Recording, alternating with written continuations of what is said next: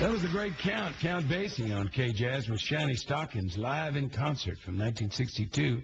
And the music continues right after the break with one of the great voices of all time. Dinah Washington's up next after the break, and she said, just call me irresponsible. It's from her album, Dinah Sings Standards. I may be wrong, but I think you're wonderful. I may be wrong, but I think you're swell. You're listening to vocalist Tiffany Austin, a rising star and incredible performer who'll be appearing at the 5th Annual K-Jazz Summer Benefit Concert at the Music Center's Walt Disney Concert Hall. This special event to support K-Jazz is Saturday, June 24th at 8 p.m. Headlining the concert is the Grammy Award-winning Christian McBride and his new John Quartet. Join me, Brad Williams, and the rest of the K-Jazz family. Tickets are now available at the Walt Disney Concert Hall box office or at jazzandblues.org/Disney. K-Jazz 88.1.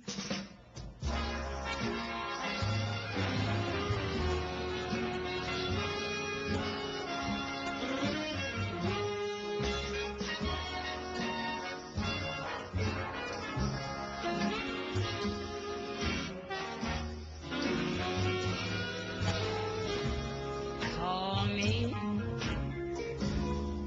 irresponsible. Call me unreliable. Go on and throw in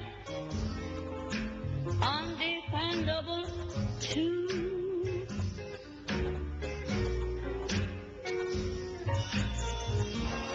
Well, do my foolish alibis bore you? Well, I'm not clever. Baby, I just adore you. Go on and call me unpredictable. Tell me I'm impractical. Rainbows I'm inclined to pursue. Ooh, go on and call me. Yeah, irresponsible. Yes, I'm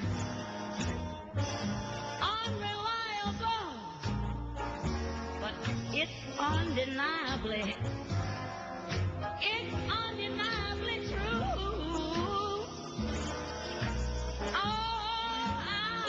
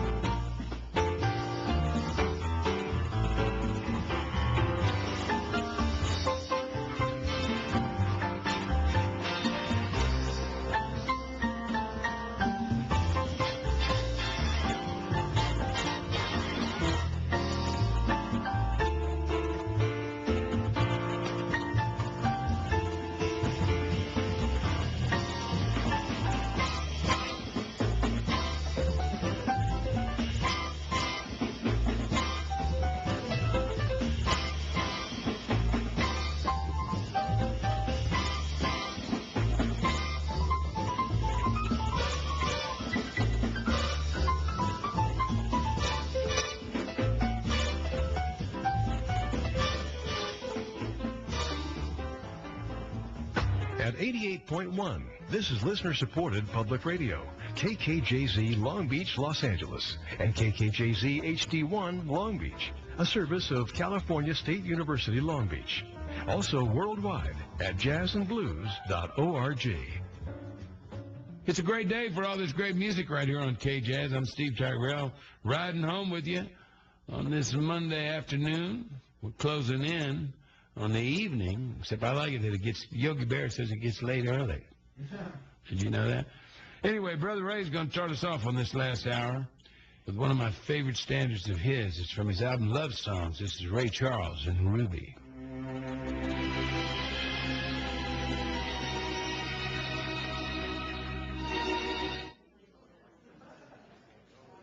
Good evening, everyone.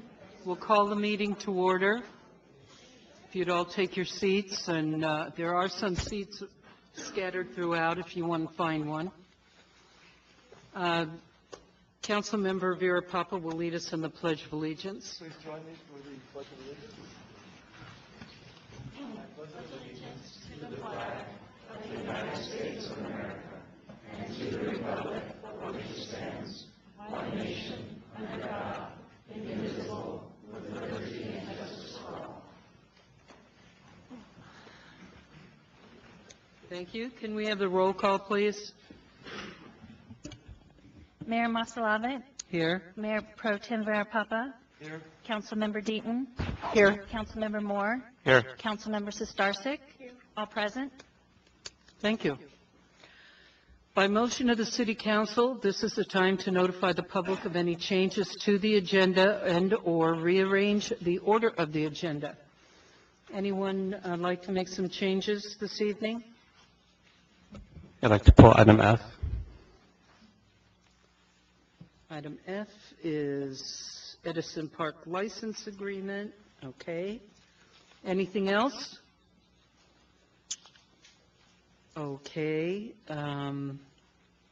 We'll move on to presentations. Our first presentation this evening is Public Works Week, and we have a proclamation for our Department of Public Works. Public Works Services provides our community with an integral part of our citizens' everyday lives and the support of an understanding and informed citizenry is vital to the efficient operation of public works systems and programs such as water, sewers, streets and highways, public buildings, and solid waste collection. The health, safety, and comfort of this community greatly depends on these facilities. The efficiency of the qualified and dedicated personnel who staff our Public Works Department is materially influenced by the people's attitude and understanding of the importance of the work they perform. And I'd like to call up Maintenance Services Supervisor Dave Fate to come in and receive the proclamation.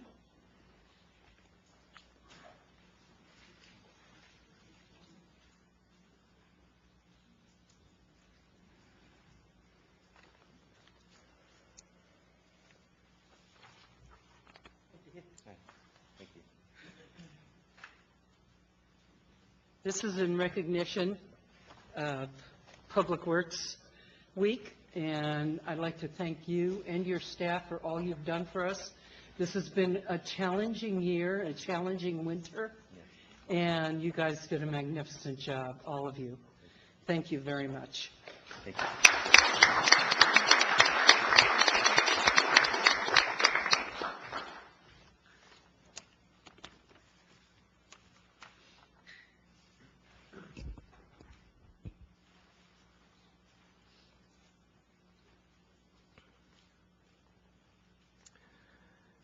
Good evening, Madam Mayor, members of the council, city manager, staff, and members of the community. My name is David Fate, and I'm a supervisor within the Public Works team. It is an honor to stand here tonight and accept this proclamation. Public Works is proud to serve this community, and the men and women of the Public Works team work with much pride to accomplish our goals and meet the needs of Seal Beach. I thank you for this proclamation and this opportunity to speak to you this evening. Thank you. Thank you very much.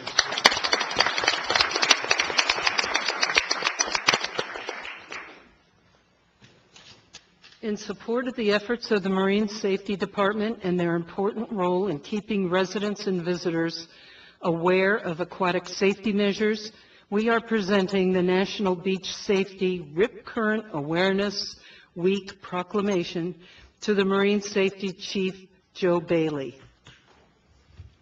I get to give it to you.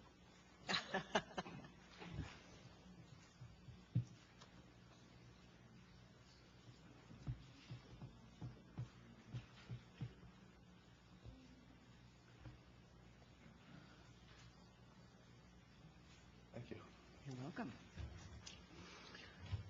I know that your days are very busy, and you guys never seem to have any downtime at all.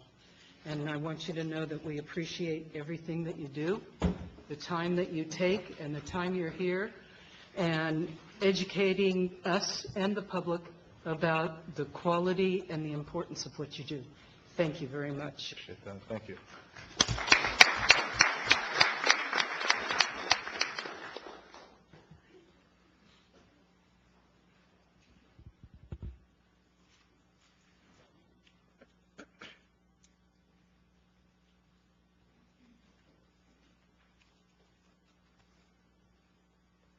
Honorable Mayor, City Council, I appreciate the proclamation tonight. I wanted to read just some excerpts of this proclamation. There's some good beach safety tips on here. I'm going to leave out the whereases. So the beautiful coastal and inland beaches of Seal Beach represent a world-renowned recreation resource. Seal Beach residents and visitors alike are drawn to these beaches by the millions each year for water and beach activities. The aquatic environment has dangers, particularly rip currents, that can be effectively managed through public awareness and the vigilance of professional lifeguards. For reasons of public safety, an annual reminder of the joys and hazards associated with the aquatic environment are appropriate at the commencement of a busy summer season. So Seal Beach residents and visitors alike must remember some beach safety tips. Learn to swim, swim near a lifeguard, swim with a buddy, check with the lifeguard, use sunscreen and drink water, obey posted signs and flags, keep the beach and water clean, learn rip current safety, enter the water feet first, and wear a life jacket. That last one, wear a life jacket, we recently had our public safety awards banquet, and we gave an award to one of the local citizens, and where she saved a life because the person on the jet ski, on the watercraft, decided it was a great idea to take his life jacket off and do some radical maneuvers on his jet ski, and where he was thrown from the jet ski and would have drowned if this nice lady hadn't come by on her kiteboard and dragged him back over to her jet ski. So just the last one I'm going to reinforce tonight. Wear your life vest when you're boating. Thank you. Thank you.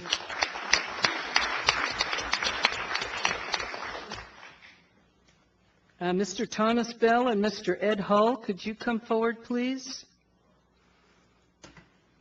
This is for employer support of the Guard and Reserve Patriot and Seven Seals Award. Employer support is a Department of Defense program established in 1972 to promote cooperation and understanding between reserve component service members and their civilian employers. ESGR volunteers work to promote and enhance employer support. We have two of those volunteers with us tonight who happen to live here in Seal Beach to present the awards. Thank you very much. Excuse me. Members of City Council, distinguished guests, I thank you very much. Myself, as a member of the Department of Defense of ESGR, which is the employer support for Guard and Reserve. Also, I have my associate, Ed Hull, who is also a fun member of the community like myself, and also a member of ESGR. Just for your information, the Employer Support Group of Guard and Reserve has served our country for over 40 years. It fosters a continuous wherewithal with employers who support and value the employment of the military service of the members of the Guard and Reserve in the United States. These citizen warriors could not defend and protect us at home or abroad without the continued promise of meaningful support and civilian employment by you here at City Hall. We recognize the supervisors of this individual, Chaz Bousset from the city of Seal Beach, with the Patriot Awards to 4 individuals. And I will read those individuals right now, and I'd like them, if they could, to come forward. Derek Escobedo, Jill Ingram, Steve Merter, and David Fate. If they could come forward, please.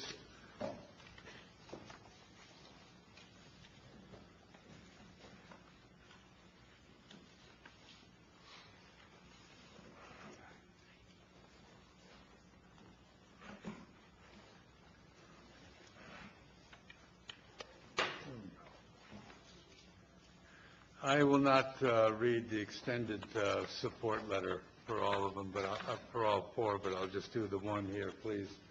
From the Department of Defense and the Employer Support for Guard and Reserve, as members of this organization, congratulations. The Employer Support of Guard and Reserve, a Department of Defense agency, is pleased to announce the recognition as a Patriot employer by one of your employees, Chaz Bousset, USAR.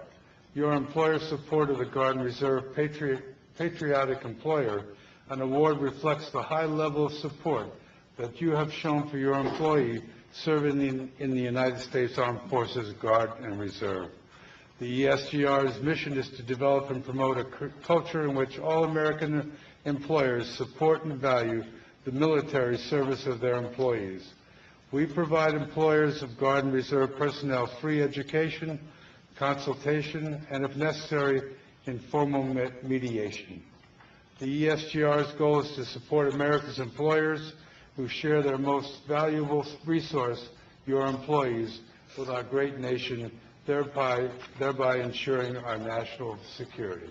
I want to thank each and every one of you individually. Thank you so much.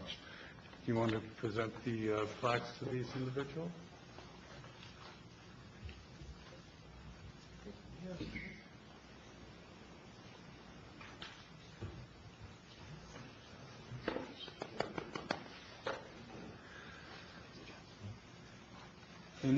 In each box, too, is a lapel pin that you can proudly wear, and also there's a beautiful certificate from the Department of Defense naming you individually with your service as far as the employer, and which you can hang hopefully in your offices and everything else. Again, I want to thank so much for everybody to support everyone in the Guard and Reserve. You know, when we had a volunteer army, everything went downhill. We lost a lot of people because of losing the draft.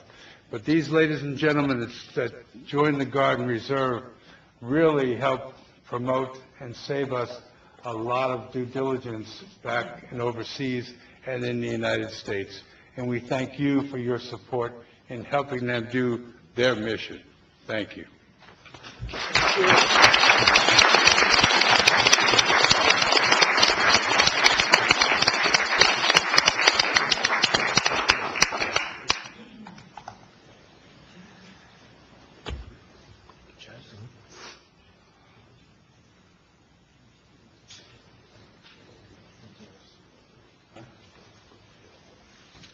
I have one more award. Go right ahead.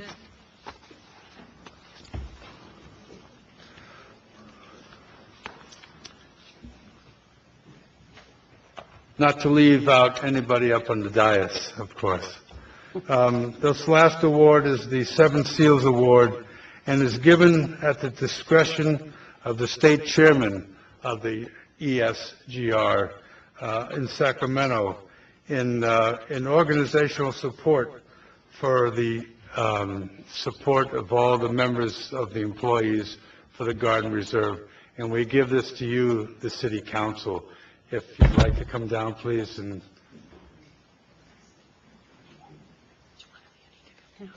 Each one of you are getting an award. Oh, well then, let's all go down. Let's all go down and accept it, please.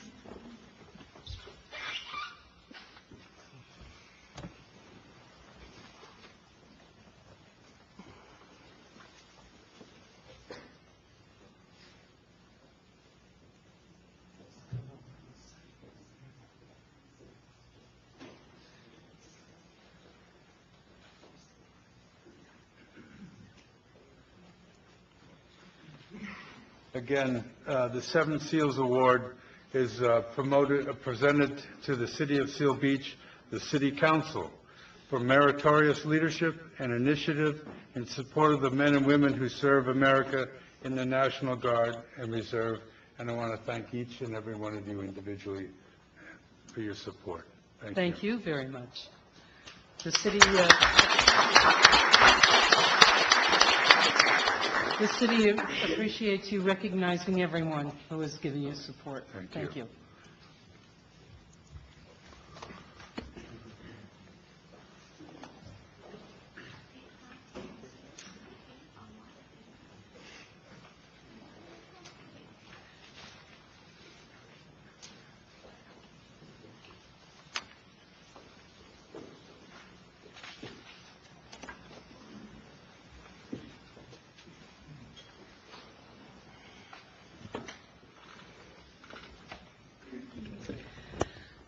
Okay, the next item on our agenda is oral communications.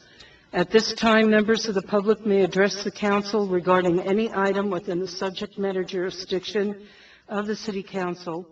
Pursuant to the Brown Act, the council cannot discuss or take action on any items not on the agenda unless authorized by law.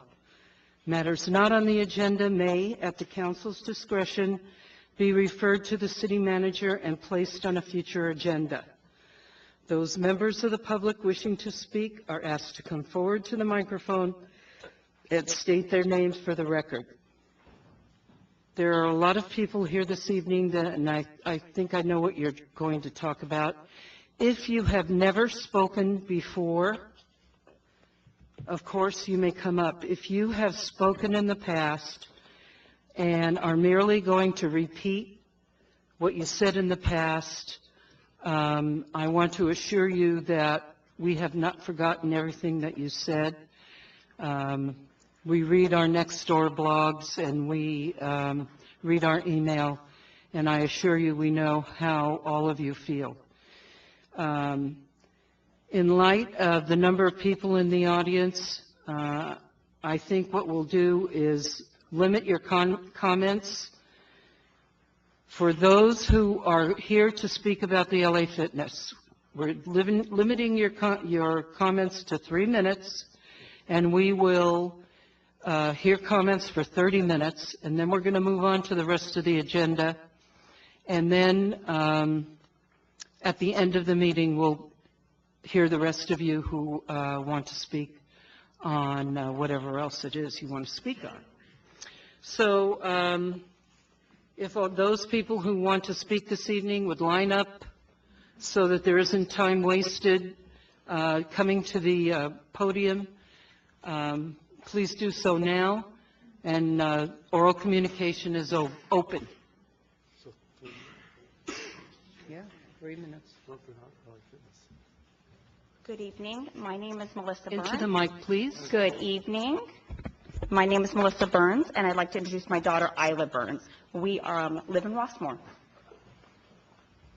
I am Isla Burns, and I am a third grade student at Hopkinton. Something I love about my neighborhood is that it is on the safer side, so I feel safe in my neighborhood. I like to ride my bike around the neighborhood with all of my friends. I am worried a big business will bring lots of cars with it. Lots of cars can be very scary to an 8-year-old on a bike. I am also afraid of more people will not follow the speed limit. I am not the only one.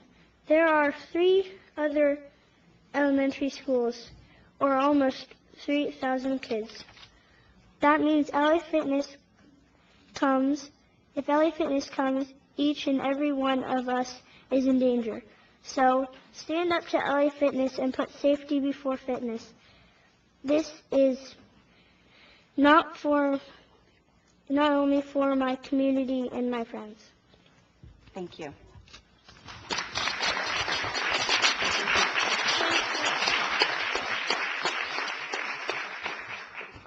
Hi, Chris Whitson. I live in Rossmore also. And I have a lot to say. I can never get this in 3 minutes, but this is a really bad idea for many, many reasons. Anyway, the traffic at Sprouts already on the weekends is horrendous. It doesn't affect all you people because you all probably live down here. I don't know if you're on the council, you probably have to live in Seal Beach. We live in Seal Beach, and we're divided up into 5 districts, so one of us lives over there. Yeah, in Rossmore or up in College Not in Park? Rossmore, it's not part of the city. But exactly. So this doesn't affect you. This doesn't affect you guys. It's going to affect us. It's a shame that 50 years ago that you guys, Seal Beach, got the Seal Beach Center, and Los Al didn't have the guts to buy it and develop it. But that's beyond the. Anyway, Rossmore Center Way was built in 1960, probably. Anyway, that's the street that goes down there, and that's where all that traffic is going to go down there. And that's already horrendous now. When they developed that center, wherever their engineer was at, they should have widened that to a 4-lane if they really were going to plan on putting something back behind there to take all that extra traffic up. You guys have higher density down here. A lot of people moved to Rossmore for lower density. That's why they moved there, not to build up a lot of more developments. So, this athletic club also I've been to athletic clubs. This athletic club is not about health. They're not selling health. They're selling memberships. It's a total different thing. They just want to sell memberships, and they want to sell it to the people who live in Rossmore and maybe a couple other communities, but it's not going to really affect you guys down here. Anyway. I think the last thing I want to say is if you guys don't take everybody seriously, we do have something we can do at our end, is that all the people in Rossmore go to the Rossmore Center, and we buy products there. So if you don't have the foresight to stop this, then we as a community can simply not buy from the Rossmore Center. We will go to, I will write a letter to every one of the corporations that are in there now and say, we're going to boycott them for the next 3 to 6 months. So when their sales plummet, I'll come back and just say, that's because of what Seal Beach did. So just maybe you may want to consider that. We have that ability to do that. Thank you. Thank you.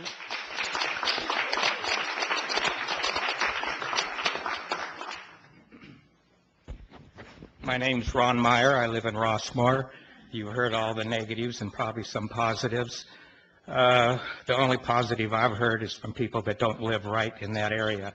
The negatives have to do with safety, traffic, trash, crime, noise, a number of things. There's basically 2 routes into that area from Seal Beach Boulevard. No matter how if you extend the lane, you change the number of lanes, the sequence of the lights, it still comes over to where Sprouts is, and there's already an impact there on pedestrians and traffic. You come in from the other side of Montecito, you've got 2 major entrances going into the townhouses and the condos, who are Seal Beach residents that are really upset with several thousand cars coming through there. It's not a retail outlet. It's a gym. We're not talking about a few hundred buying products from a retail outlet. We're talking about several thousand cars each day. So you've got a Seal Beach element there that has major entrances going into their parking. And that is something to really consider. You guys were elected to represent Seal Beach people, basically. Rossmore, we're just there to spend money. And the quality of life has changed. Most of those people that live in those townhouses and condos do not want that noise. A place open till 11 o'clock, lights, traffic, you've heard it all. So you basically have come to the conclusion you either vote for it to make money for Seal Beach, or you vote for the quality of life for Seal Beach residents. Thank you.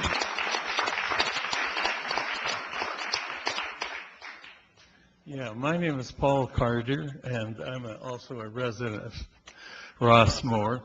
But I first read about this LA Fitness matter in the Sun newspaper, and, you know, it's just another item.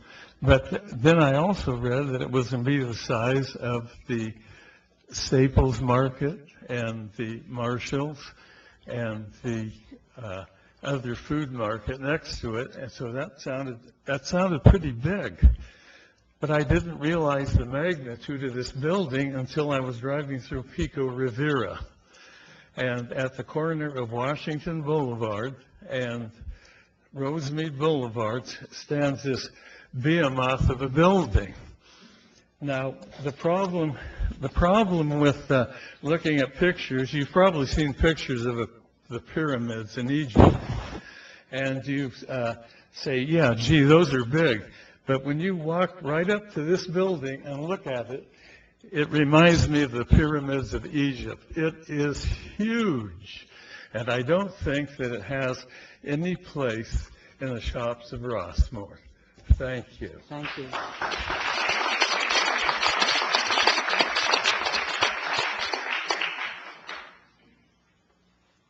My name is Cheryl Writer, and I'm a Seal Beach resident. I live in College Park, along with Shelley. And I love my community deeply. My kids go to school at Hopkinton. I absolutely love that. The school district was absolutely amazing. They recognized that there was a problem with traffic going in and out nonstop through that community. And they arranged for us to be able to bus our students over there at a very reduced rate. I've taken advantage of that, and it's been wonderful for my students. I'm sorry, for my own kids, and also reducing the traffic there. I shop at Sprouts pretty regularly, and I sit through multiple lights at St. Cloud. I've gone through all the different lights trying to figure out which is the right fit. You get to that stop sign where Sprouts is, and you're turning left, and you're waiting, and you're waiting, and you're waiting. I can only imagine with LA Fitness being behind there of how much more traffic would be. Currently, my children, ages 10 and 11, I do not allow them to ride their bike up to that plaza whatsoever. We drive, so we only add to the problem because of my concern of safety. We go to the library frequently. We shop at Sprouts frequently. But whenever we go, we have to drive up there because I'm not comfortable with them riding their bikes. I have no problem with them riding their bikes on Lamson. You guys have created that great sidewalk there. Thank you. And I feel very safe there. But I don't feel very safe with them trying to Seal Beach Boulevard. Instead, we ride our bikes sometimes over to the Garden Grove shops over there where the lawns is, because I feel comfortable going down Lamson, going across that neighborhood. I think adding LA Fitness in that area is just going to compound the traffic. I am not anti-LA Fitness anyway. I'm anti that location. I think that if we found a different location, I think more people would be on board. Personally, I do feel I have lots of options. There's plenty of little fitness ones right there all over Seal Beach Boulevard. I've got LA Fitness over in Garden Grove. We've got 24-hour fitness, and I'm being cut off. But please, do you have my ideas? Oh, okay. Oh, I didn't know. All right. I think I'm pretty close beyond there, but I just would like you to really think about it. I'm not anti the gym itself. I'm anti that location. I do think there are other options that would serve more of the Seal Beach community. I think that by putting it there, yes, Seal Beach gets the money from that, but it's not really serving the Seal Beach community. If we're really wanting to put a gym there to serve the Seal Beach community, that's not really the location that I think that would benefit our population. Thank you. Thank you.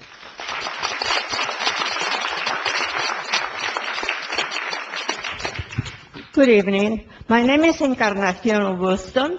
I live in Rossmore since '78. All of my children attended the schools there. As you have heard, the little girl, she is afraid to go to school because it's dangerous.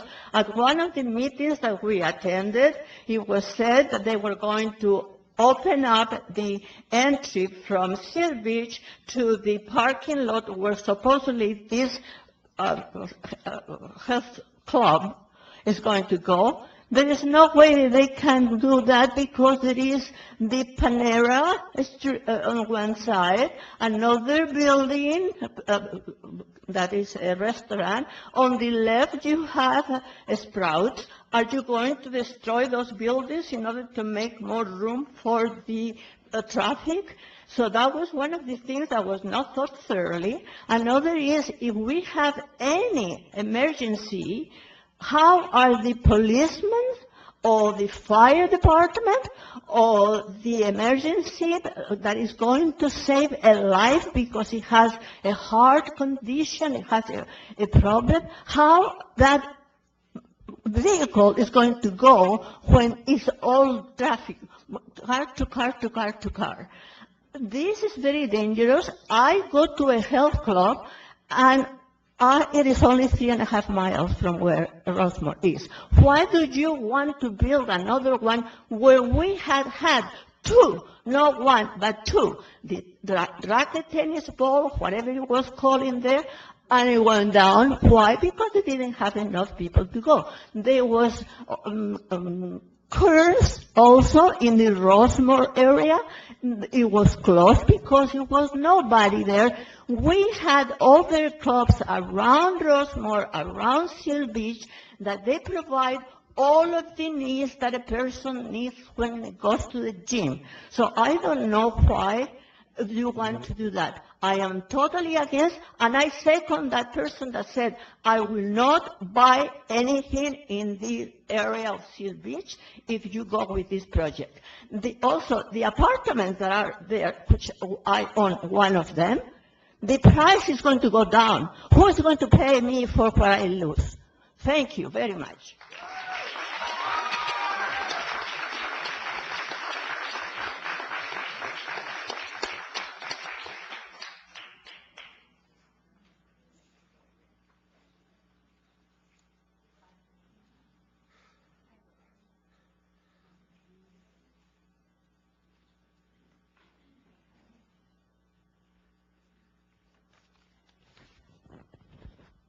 Good evening.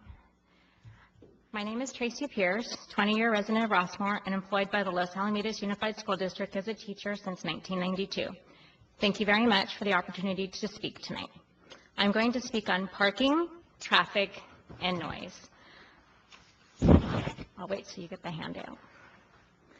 The first handout with the number 1 on it is an article from the Orange County edition of the LA Times dated April 16, 2017. When I started reading this article Easter morning, I thought to myself, wow, we made the news again.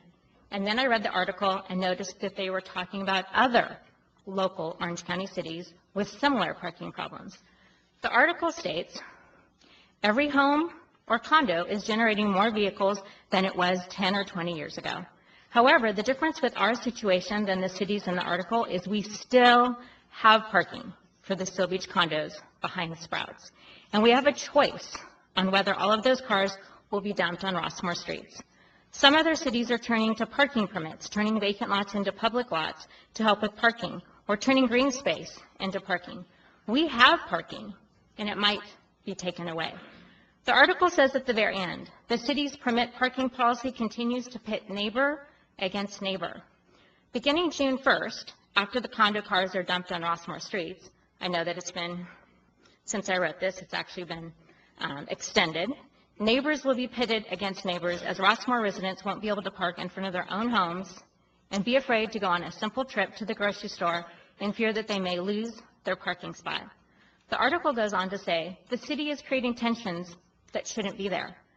Bottom line, we need to save the parking spaces and not create tensions between cities. We are a community that goes to school, scouts, church, and stores all together. That's Los Alamitos, Rossmore, Seal Beach. Let's not create tensions.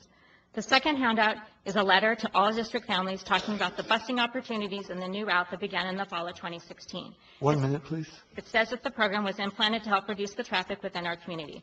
It says, why deal with the traffic in and out of the Rossmore community when you can drop off your student at one of the new bus stops? The district has reduced the price in order to help alleviate the known traffic congestion. The district is spending their own money to help mitigate the traffic congestion due to the many residents complaining about it at PTA meetings, district meetings, and Rossmore Community Service District meetings. Also, for the first time, the district has had to stagger the start times of all the elementary schools to help with the congestion of traffic. With all that being said, it just completely baffles me why the decision makers in the city of Seal Beach think that it will be okay to add in at least 2,000 more car trips a day into this already congested area. The third handout is a school calendar for the school year 2018-2019. Beginning in August 2018, the school district is changing its calendar. The first day of school for all schools except for Weaver will be August 8th. We all know how hot August and September are. Many students live in the condo complex to the north of the proposed gym site. Many of those condo units do not have air conditioning and will need to have their windows open. How will people be able to sleep when people will be making noise from 4:30 a.m. to 11:30 p.m.? We know people set their car alarms, talk, and bounce basketballs with no regard of what is going on around them or what hour of the day or night it is. Time's up, please. Thank you. Thank you.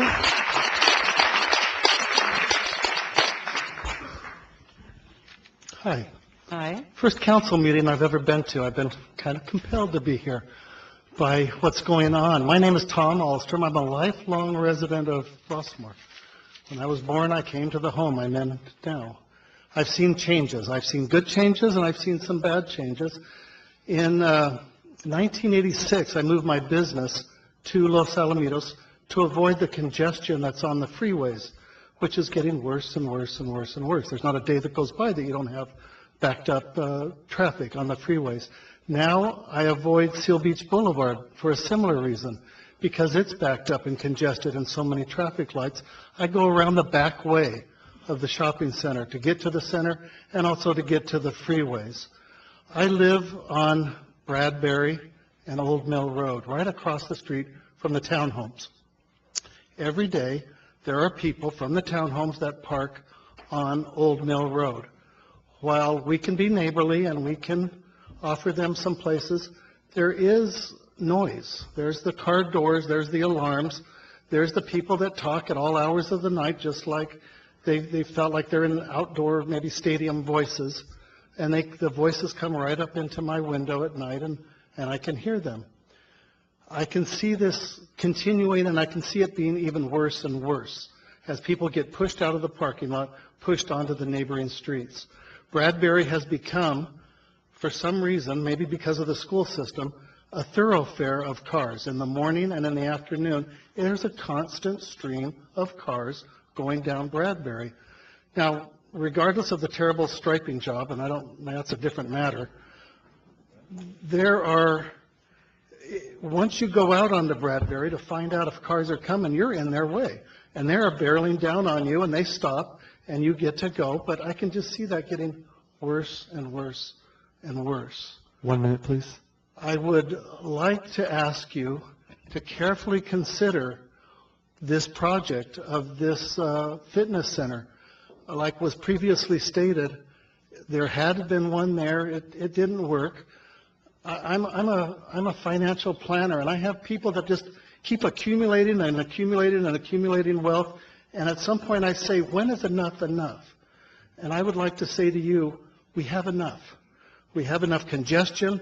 We have enough business. We have enough traffic. We have enough. Let's keep Rossmore and the Seal Beach and the surrounding areas peaceful and tranquil as we can. Thank you.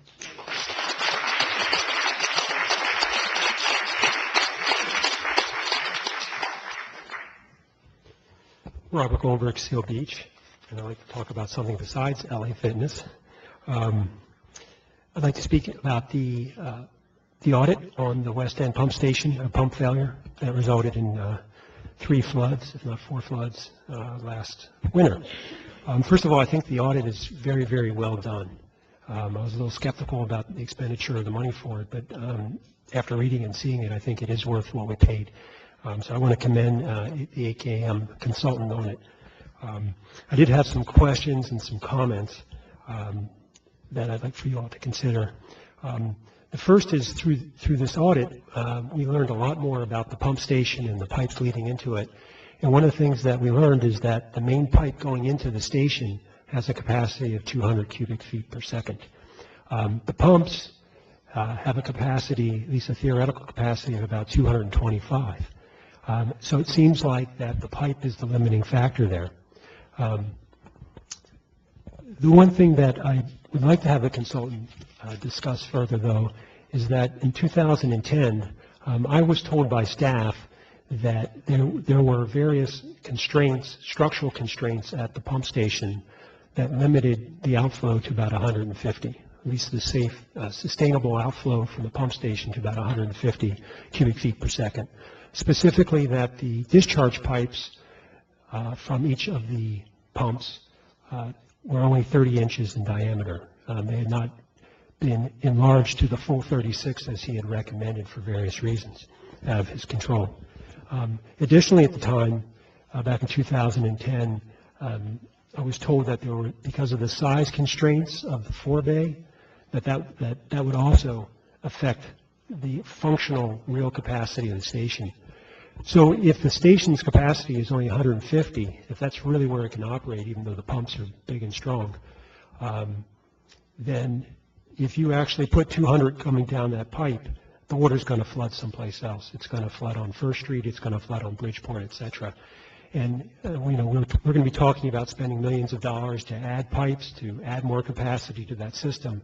And so really nailing down the mechanics at that pump station tonight or in the near future is very important. Second comment is that one of the recommendations is to clean out the storm drains. The storm drains, from a little bit of the video taping that we've done, looking in there, there's apparently a lot of debris and trash. And so one of his recommendations is to clean out the storm drains that lead down to the West End pump station. I would like to make a recommendation that besides that drainage system, that we also look at the drainage system that goes down Marina Avenue. That's a totally separate drainage system from Old Town down Marina Avenue, and then it feeds by gravity, no pump, just by gravity into the river by the bridge. And that system is functionally very, very poor. It's worse than the West End pump station. It flooded multiple times. It flooded before my neighborhood of Bridgeport, even without the pump station. And that system, when it backs up, then Marina Avenue gets full of water. We have traffic situation. We have which could be dangerous. So I would recommend that you, maybe from 2nd Street to the river, perhaps, is get the video camera in there, see how much junk's in there, and if it's full of sand and junk, clean it out. The other thing about that system is that it's got a flap gate where the discharge pipe is, and I observed that while Marina Avenue was flooded under full pressure, that flap gate only opened up about 45 degrees. And I don't know whether that's going to constrain that system. But one of the recommendations is to oil and assess the flap gates over the West End pump station. You could have that same crew go take a look at that flap gate from the Marina Avenue storm drain system, because it doesn't fully open, and maybe just some could really help. The other question I had is, we have a pump station at the other side of town, the east side of town, and I don't think we've ever lost a pump down there because of trash.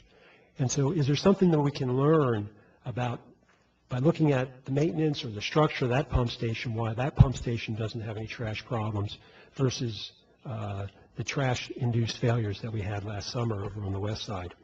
And then also, finally, one of the recommendations is to, in order to keep the trash out of the system, is to put metal grates on the catch basins, and that's all fine and good, except it's going to require a lot of maintenance in the wintertime to make sure those grates are clear. One thing that should be clarified is we will only really need those grates in the West End pump station and not citywide and not Old Town wide. Time's up. Thank you. Okay. Thank you very much. Thank you. We'll take one more comment, and then we're going to close it off till the end of the meeting. Hello, my name is Cindy Paulos. I'm a resident of Seal Beach. I live in College Park West. My children go to Hopkinson Elementary, and they use the bus. And I laud their attempt to reduce traffic by reducing rates. That was great. I used to pay $800 for the bus, and my mother-in-law tells me, oh, when my husband, who grew up in Seal Beach, she says it used to be free.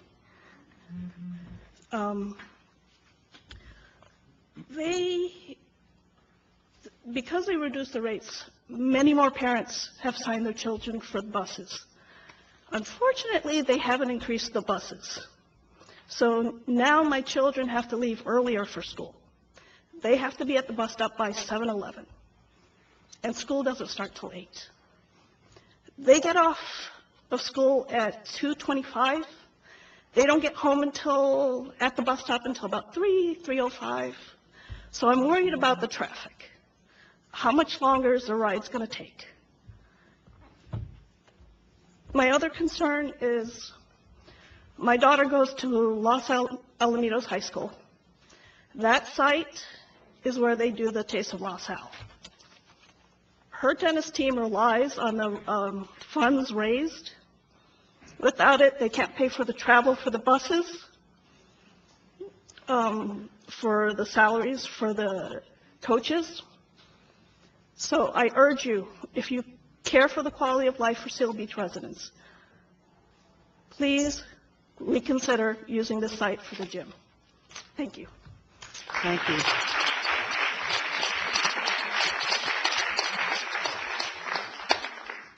Okay, if you've noticed that LA Fitness is not on the agenda this evening, which means that the City Council will not be discussing that item. However, if you are here to speak on another item that is listed on the agenda, please come up and speak now.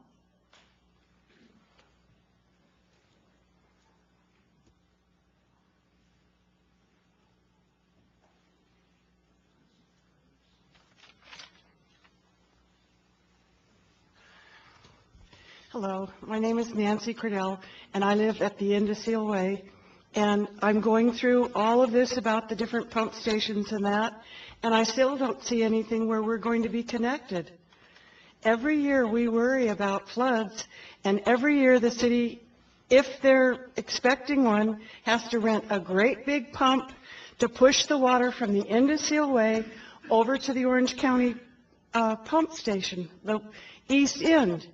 And it seems like it's only it's less than 100 feet. But we were left out. And the first part of Seal Way, from 10th Street, where my building is, to 14th Street, that water doesn't have anywhere to go. You want it to percolate into the sand, and therefore it floods all the time. And I know they're building the berms, and now they're digging holes right in front of my building so they can collect the water, so they can push it over the berm. But what about it at the end? It seems reasonable that we can't have just to be connected to the end, because from 14th Street down, we don't have anywhere the water to go. We have a drain at the end of Electric on both sides, but it's a little tiny thing. And then they have to rent this great big pump that is probably at least 7 feet, and to move the water over. It would seem reasonable to just connect us. Thank you. Thank you. Anyone like to speak on an item not on the agenda? Or on the agenda, sorry.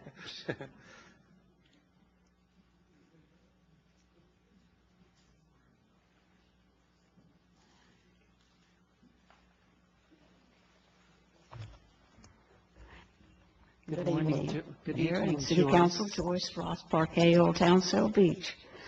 I'll always have something on the agenda. And I must tell everybody in Rossmore, you should come down here on the weekends and see the traffic. This is the beach. The traffic is horrendous down here on the weekends. And on the 405 freeway, I know someone that's working on that freeway, and it's coming. It's coming. It's going to be a toll road. So anyway, I did ask for private email service from the city manager. In case someone doesn't realize, I have asked the city manager to leave here in 2015, January 2015, because she had contracts to call herself my neighbor, dear neighbor. So I have suggested that she leave for over a couple of years now, dear neighbor. So the California Supreme Court came up with, you can ask for emails, cell phones, text messaging. And so I asked for the city manager's text messaging on her private email. She wrote she didn't have any. Now, who do I go to? I know I don't go to the city attorney. I don't go to you. I don't go to the chief because he's busy with real estate sales and mortgage loans. So I have no choice but to go to the attorney for the state of California because right here it is. She has a private email discussing her contract with Diane for future public relation efforts since her contract has expired. So she was trying to get her more business. And this was, what time? September 18th, 2014 at 5:10 a.m. when she sent it to Jim Basham. And then, back in, I think it was September again, her contract friend, Lady Diane, wanted Jill and Vicki to come up with a 501c3. And how much was it supposed to be? $50,000 to get her work. You didn't know this, Ellery? You've never seen these emails? Come on. You know everything that goes on down here. So, you leave me no choice. This is not right. She should leave, and she should take Vicki with her and the chief, all three of them at one time. So that is my message. And the other problem now coming back is we're going to kick out the guy down at Rivers Inn so you can get the boathouse people over there. Are you really going to do that? You've already destroyed the pier because you couldn't negotiate. You wouldn't do the repairs. Now you're going to do it to Rivers Inn? God, that's a nice place. I go, that's on my walk. There's nothing wrong with what he does down there. I heard he's trying to even do a new contract. And you go and you get a new person to do rental agreements all the time with the people. You destroyed the pier. You destroyed the restaurant out there. You destroyed the pier because you didn't do the repairs. Now you're going to take the nicest place down there on the beach and you're going to kick him out. 1 minute, please. There's something wrong with everybody up here. This is Seal Beach. The only reason you're here is because of the beach and the pier. And Main Street is disgusting. I mean, you know, how many people have fell on Main Street and filed lawsuits against the city? Ocean Avenue, when's it going to be paved again? We pay tax money to the state. We pay special tax money to the state. And that gasoline tax is supposed to come back to the city and help with our roads. Where's that money? And I went over to the Sunset Aquatic Park. That place really drives me crazy, that land is Seal Beach land. And now they got a huge place that they store the boats. Now you can park your RV there. They're working on all kinds of boats. They got all kinds of docks. And who pays the bill? We don't get any money, but we paid the bill. Time's up, please. My time is up. I will go back to this thing about emails. I bet you she's got 5 different emails. Thank you.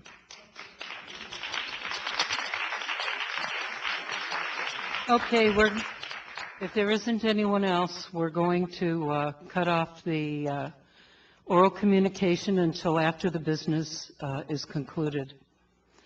And we're going to move on to the city attorney's report. Mayor, members of the council, prior to the meeting this evening, the council met in closed session regarding the 2 items on the posted agenda all the council members who were present, Councilmember Sostarczyk joined in progress. The council took no reportable action. Thank you. City Manager's report. Yes, Mayor, if I could, just in response to the last comments that were made, if I could ask the city clerk just to please verify the document that you asked staff members and/or appointed and elected officials to sign, verifying by our signature that we have no emails existing on our personal email accounts related to city business.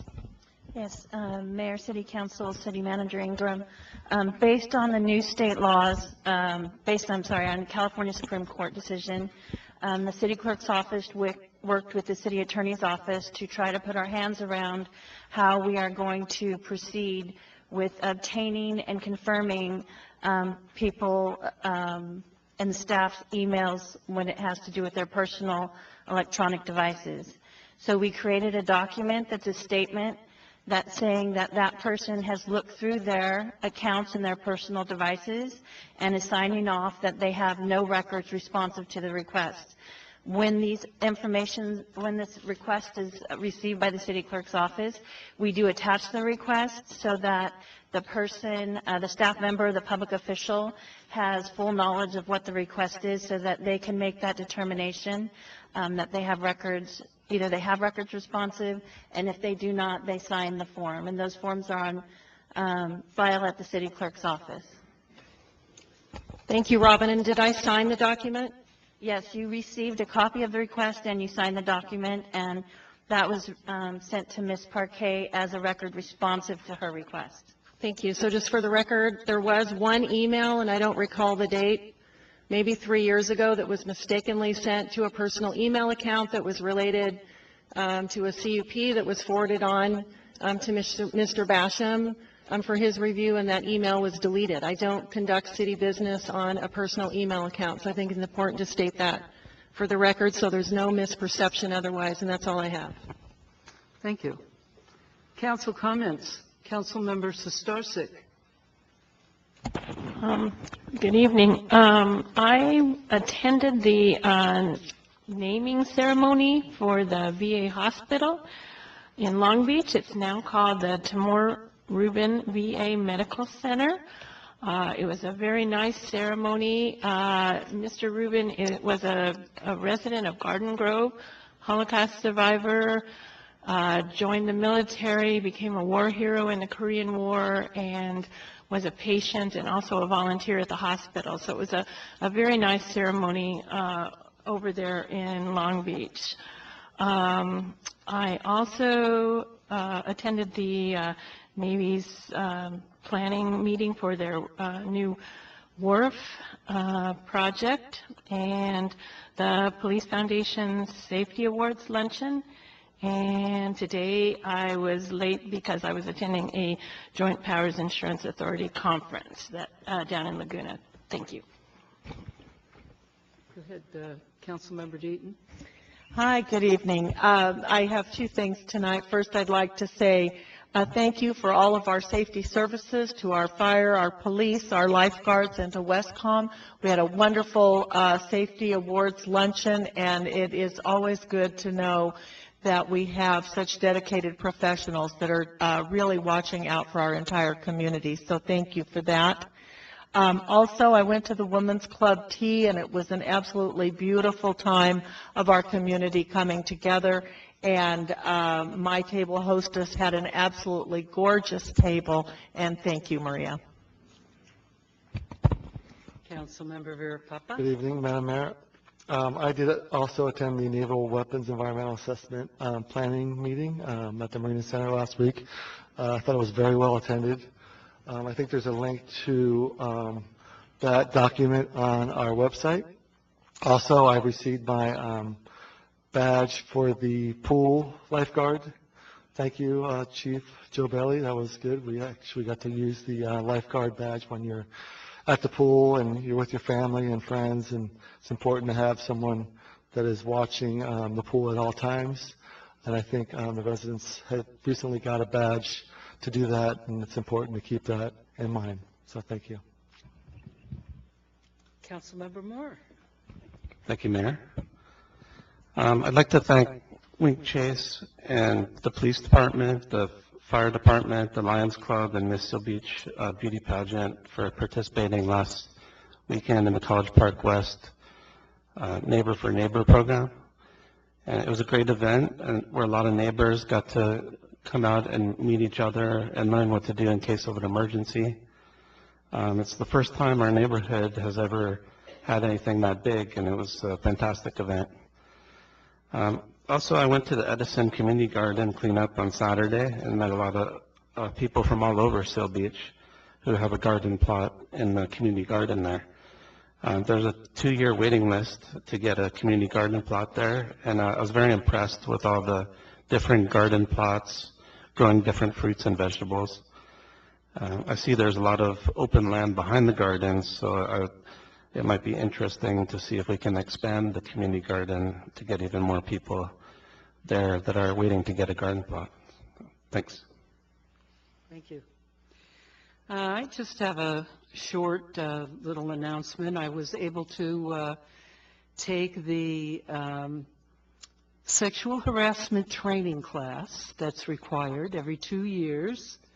And this time it was held at the Sanitation District in Orange County.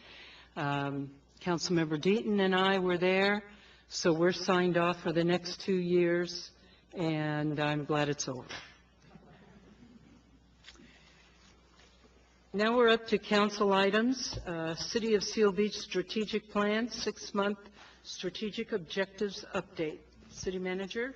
Yes, Mayor, thank you. As you recall, last month, I took some time and walked through all of the objectives related to our five goals, 3-year goals that were identified the council and staff back in April. And so I think it's important every month when we come here that we're not just receiving and file an update, but that we have the council and the community has an opportunity to hear, especially from our executive team members who are responsible for some of these upcoming objectives, and just status on them, and give the council an opportunity to ask questions. So we're just going to walk through these and kind of summarize some of the more timely ones for you. And so we'll start out with the first 3-year goal, which is providing a quality beach and pure environment, including a restaurant. And this goal is primarily related to Public Works, so I'll ask our Public Works Director, Steve Meyer, just to summarize a couple of these items for you. Steve? Thank you, Jill. Honorable Mayor, members of the council.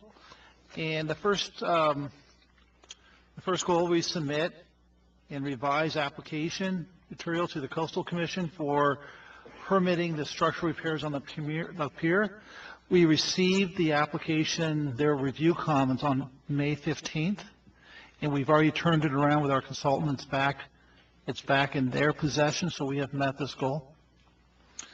And number 2, restripe 8th Street and 10th Street beach lots. That's now complete.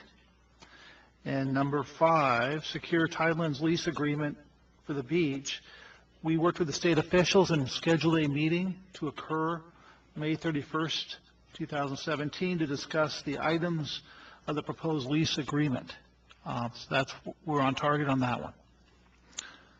And that concludes my report. That part of it. Any questions of council on the first goal? Yeah. I have one. Were we able to gain any spots through the restriping? We did not. We are going to revisit that when we do the pier design, because it involves permitting. It does involve, the permit. It affects our permit with the coastal. The striping does? If we start adding spots or changing the layout, it can. Okay. So we are going to revisit that with the pier. Great, thank you, Steve. Our second goal is achieving short and long-term fiscal sustainability, so I'll turn it over to our Finance Director, Vicki Beatley, and I believe our Public Works Director, Steve Meyer, has one of these items as well. Vicki? Thank you, City Manager Ingram. Good evening, Mayor and members of the City Council. The first item listed, update the City Council and the community on the process used for the city for evaluating oil revenue recovery.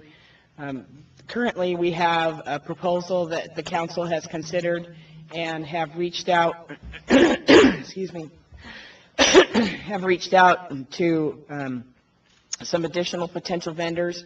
Last Friday, I received the response of one of the particular vendors, and so I'll be evaluating that response and bringing the item back to City Council. The second item, bring to the City Council for consideration a citywide procurement and contract administration policy. The city clerk and the city attorney and myself have been working on this, and currently that item is scheduled to come to the council at the June 12th meeting. The next item, sort of in tangent already with the first item discussed, again, we have a second proposal for evaluation, and it's planned that we will bring that back to the council for discussion by July 10th. The number 5, hire a consultant to develop a 5-year financial plan to consider the financial needs for the city in the future years. That is something that's related to several other items that need to be completed, and as soon as they're done, we'll go ahead and put that together. However, the city has contracted with a company by the name of GovInvest that will help us put all of the retiree health and the pension obligations by employee into a cloud-based system, and so we're working on implementing that right now with the contractor. And then on the next page, we have identify and apply for at least 2 grants.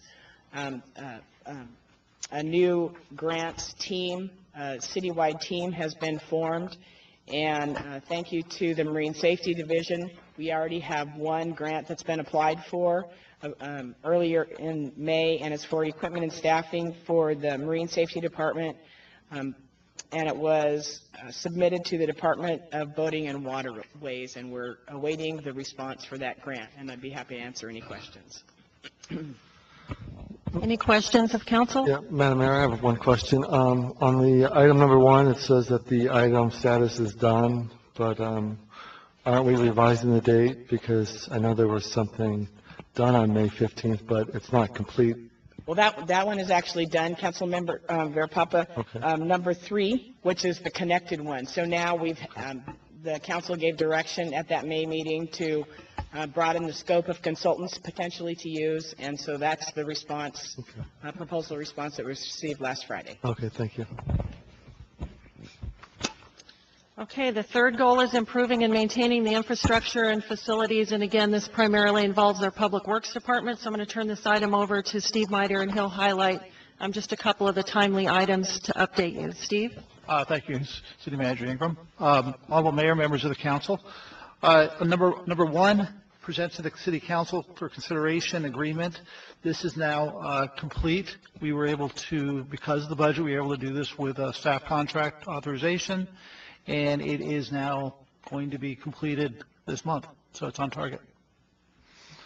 And number 2, complete formation of the JPA to allow public financing of infrastructure improvements. We are working on an interim work plan. We are going to have to go through some state agencies, so we need to adjust the dates, and we will have that by next month, have that all laid out, the work plan approved.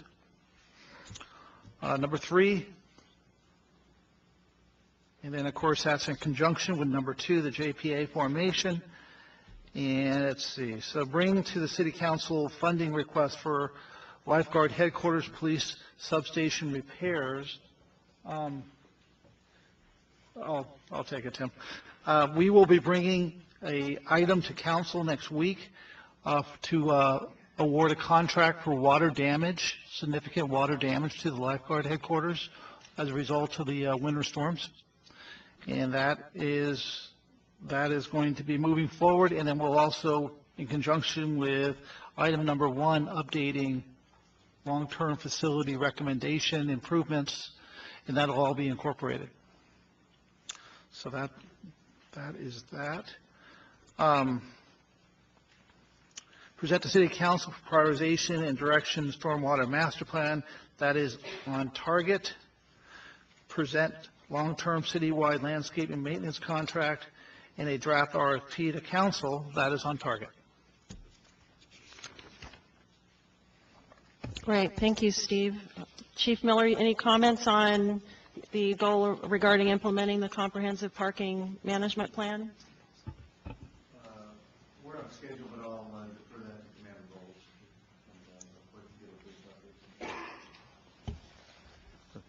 Turn that on. Good evening, Mayor, council members, city manager, city staff. Several months ago, we voted here in council chambers to proceed with a parking plan with two different vendors.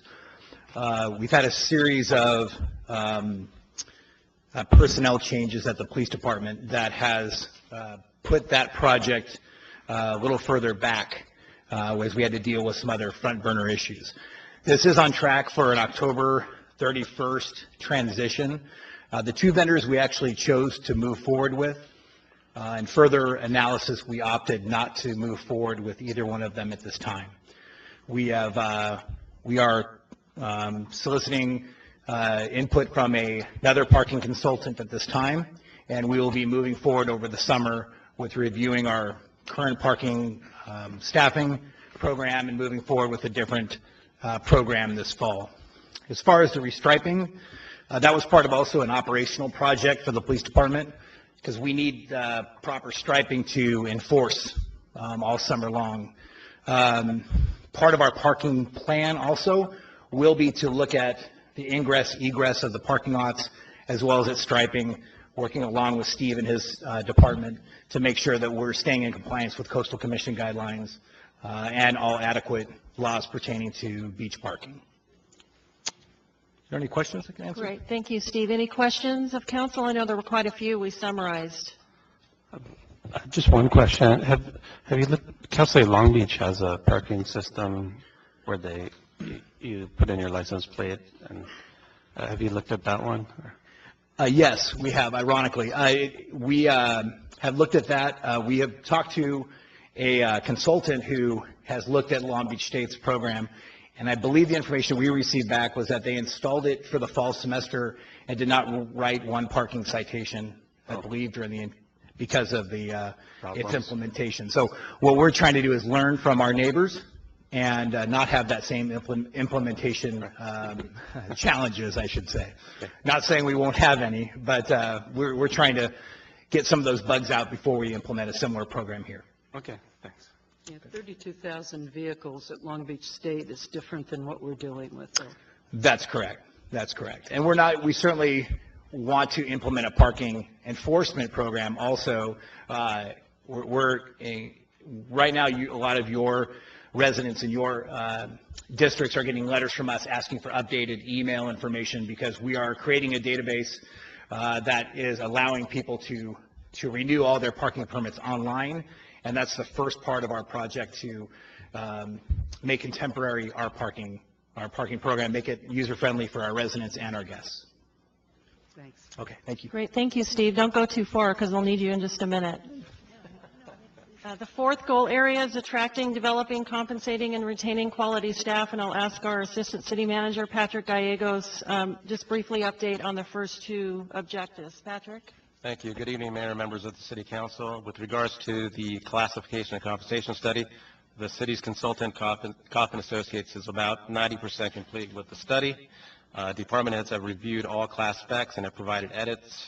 Compensation data has been compiled for all comparator agencies.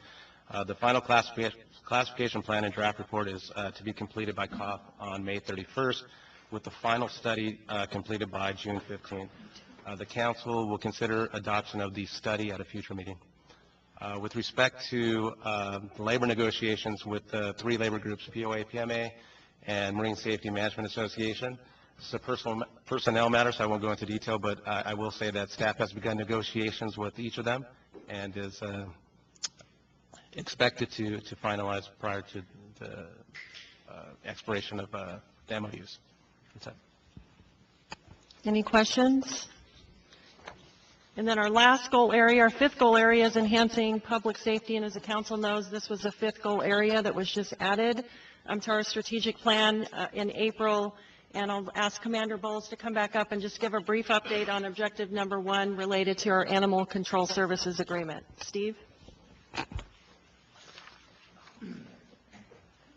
Good evening once again. Just a brief update on our animal control. We are currently examining our different options. We currently renewed the contract for the 20-hour-a-week animal control program and officer through Long Beach Animal Control. Just this week, I received the bid from Long Beach for a contracted full-time animal control officer. We're reviewing restarting Seal Beach, the City of Seal Beach Animal Control, which we had when I first started here 23 years ago. And we're looking at some other options. As I stated in earlier council meetings, Orange County Animal Control is no longer accepting any contract cities for the next 2 years. So our Orange County Animal Control is not an option. But I should have a staff report to you by the end of July. Thank you. Thank you. Thank you. That concludes our report, and unless there's any questions from council, as you can see, staff's already making a lot of significant process on these objectives.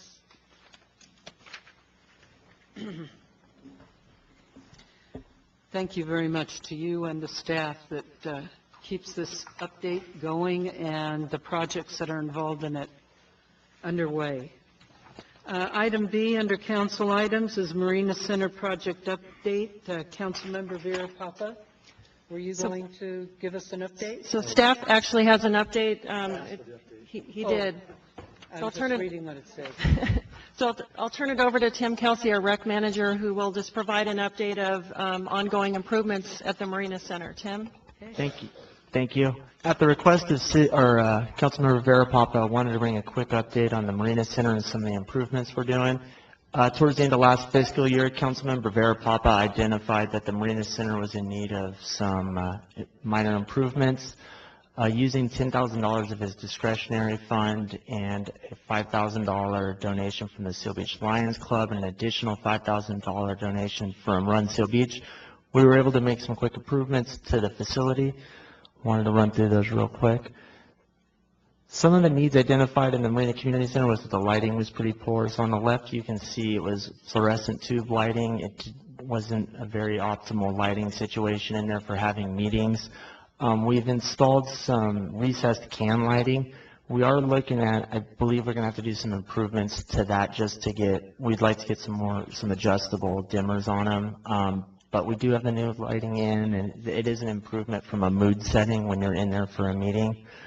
The second item identified was based off the sound. It's a very large building with a lot of hard surface. It's a capacity of about 150 people. We installed some sound panels throughout the building, which we're hoping will reduce some of the noise bounce when you're in the building, because it can be very loud and kind of obnoxious. So that one's been completed. The third item was to install curtains throughout the building, which again we're hoping will help with the sound aspect and reduce some of and make it a little bit more enjoyable when you're in the building. We've completed the majority of the curtain installation. We actually had to cut the installation a little short on Friday because the Women's Club tea was coming in to set up. So we'll finish up this Friday. We're about 70% complete. Great. Any questions? Any feedback from people? Have they noticed the difference? We've heard feedback, and so I had one more slide. This was actually the rendering of that we were working to try and get it. You can see we still, we'd like to paint in the future, but it's kind of getting us to a more beach feel. So far, we've only completed the final step on Friday, so we haven't had a lot of users who have gotten to use it with the curtains in. We're hoping it'll help considerably with kind of some of the sound bouncing in there. Yeah. I can give you some feedback. I thought that the tea was much quieter this year. I thought we could talk at the tables. You didn't hear the clanging of the dishes and the silverware. I think that it was money well spent. Thank you. Yeah, I'd like to work with you more too in the coming months to see what else needs to be done. And thank you and the city and Lions Club and Run Seal Beach for the donation too. Thank you. Thank you. Well done.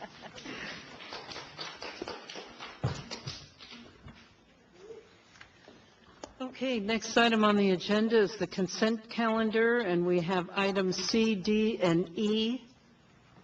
Item F has been pulled, so would anyone like to make a motion to adopt? So move the consent calendar with the removal of F.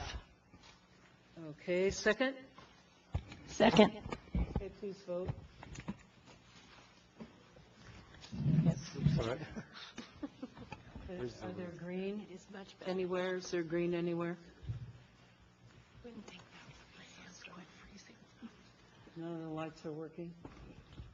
Okay, shall we, They're not working? no. Do you have any green on your side? No. No, Okay. Let's clear Oh, it. there they go. No? Oh. Let's clear it and do it again. Okay, there we go. 5-0, for consent calendar. Okay, then item F is Edison Park License Agreement, Seal Beach Bike Path, and Edison Park. Yes, Mayor, thank you. I'll have our Recreation Manager, Tim Kelsey, introduce this item tonight. Tim? Thank you. The item before the council tonight is a license agreement for the renewal of 5 years. There's 2 licenses, one for use of the bike path along the Edison adjacent property. The other is for Edison Park, located off College Park Drive and College Park West. Each agreement is a 5-year term. It calls for an annual 3% increase to each payment. The park use for the park will go from $2,000 annually to $2,000 or $2,060, and it'll increase $16 to $566 for use of the bike path. If there's any questions, I'm here to answer questions.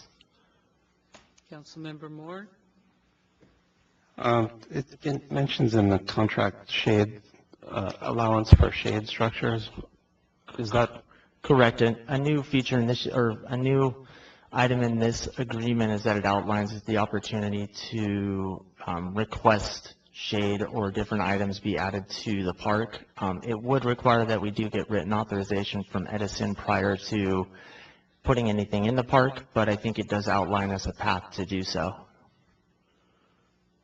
And then what's the possibility of extending the community garden to further? In 2012, staff did have pretty significant discussions with Southern California Edison about adding additional garden space, as it was identified in the parks master plan, and it has been a need that the staff's identified and the council's identified in the past.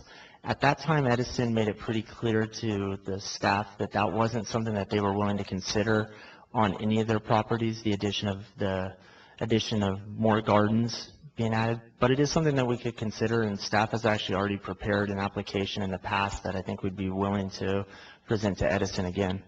Do you know why they rejected it?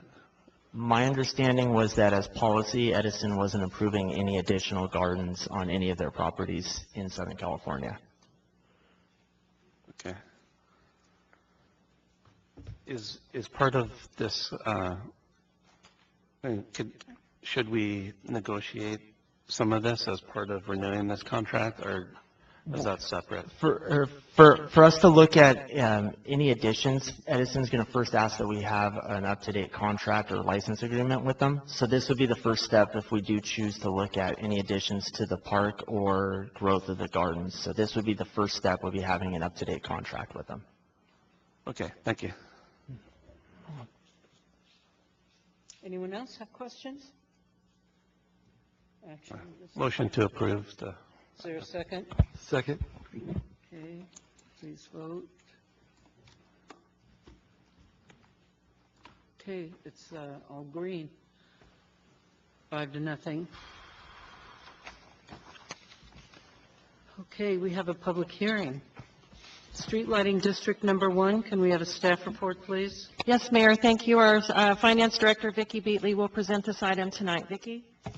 Thank you, City Manager Ingram, Mayor, members of the council. Tonight, you have before you a request to adopt a resolution confirming the diagram and levying the assessment for the street lighting district for the next fiscal year, 2017-2018.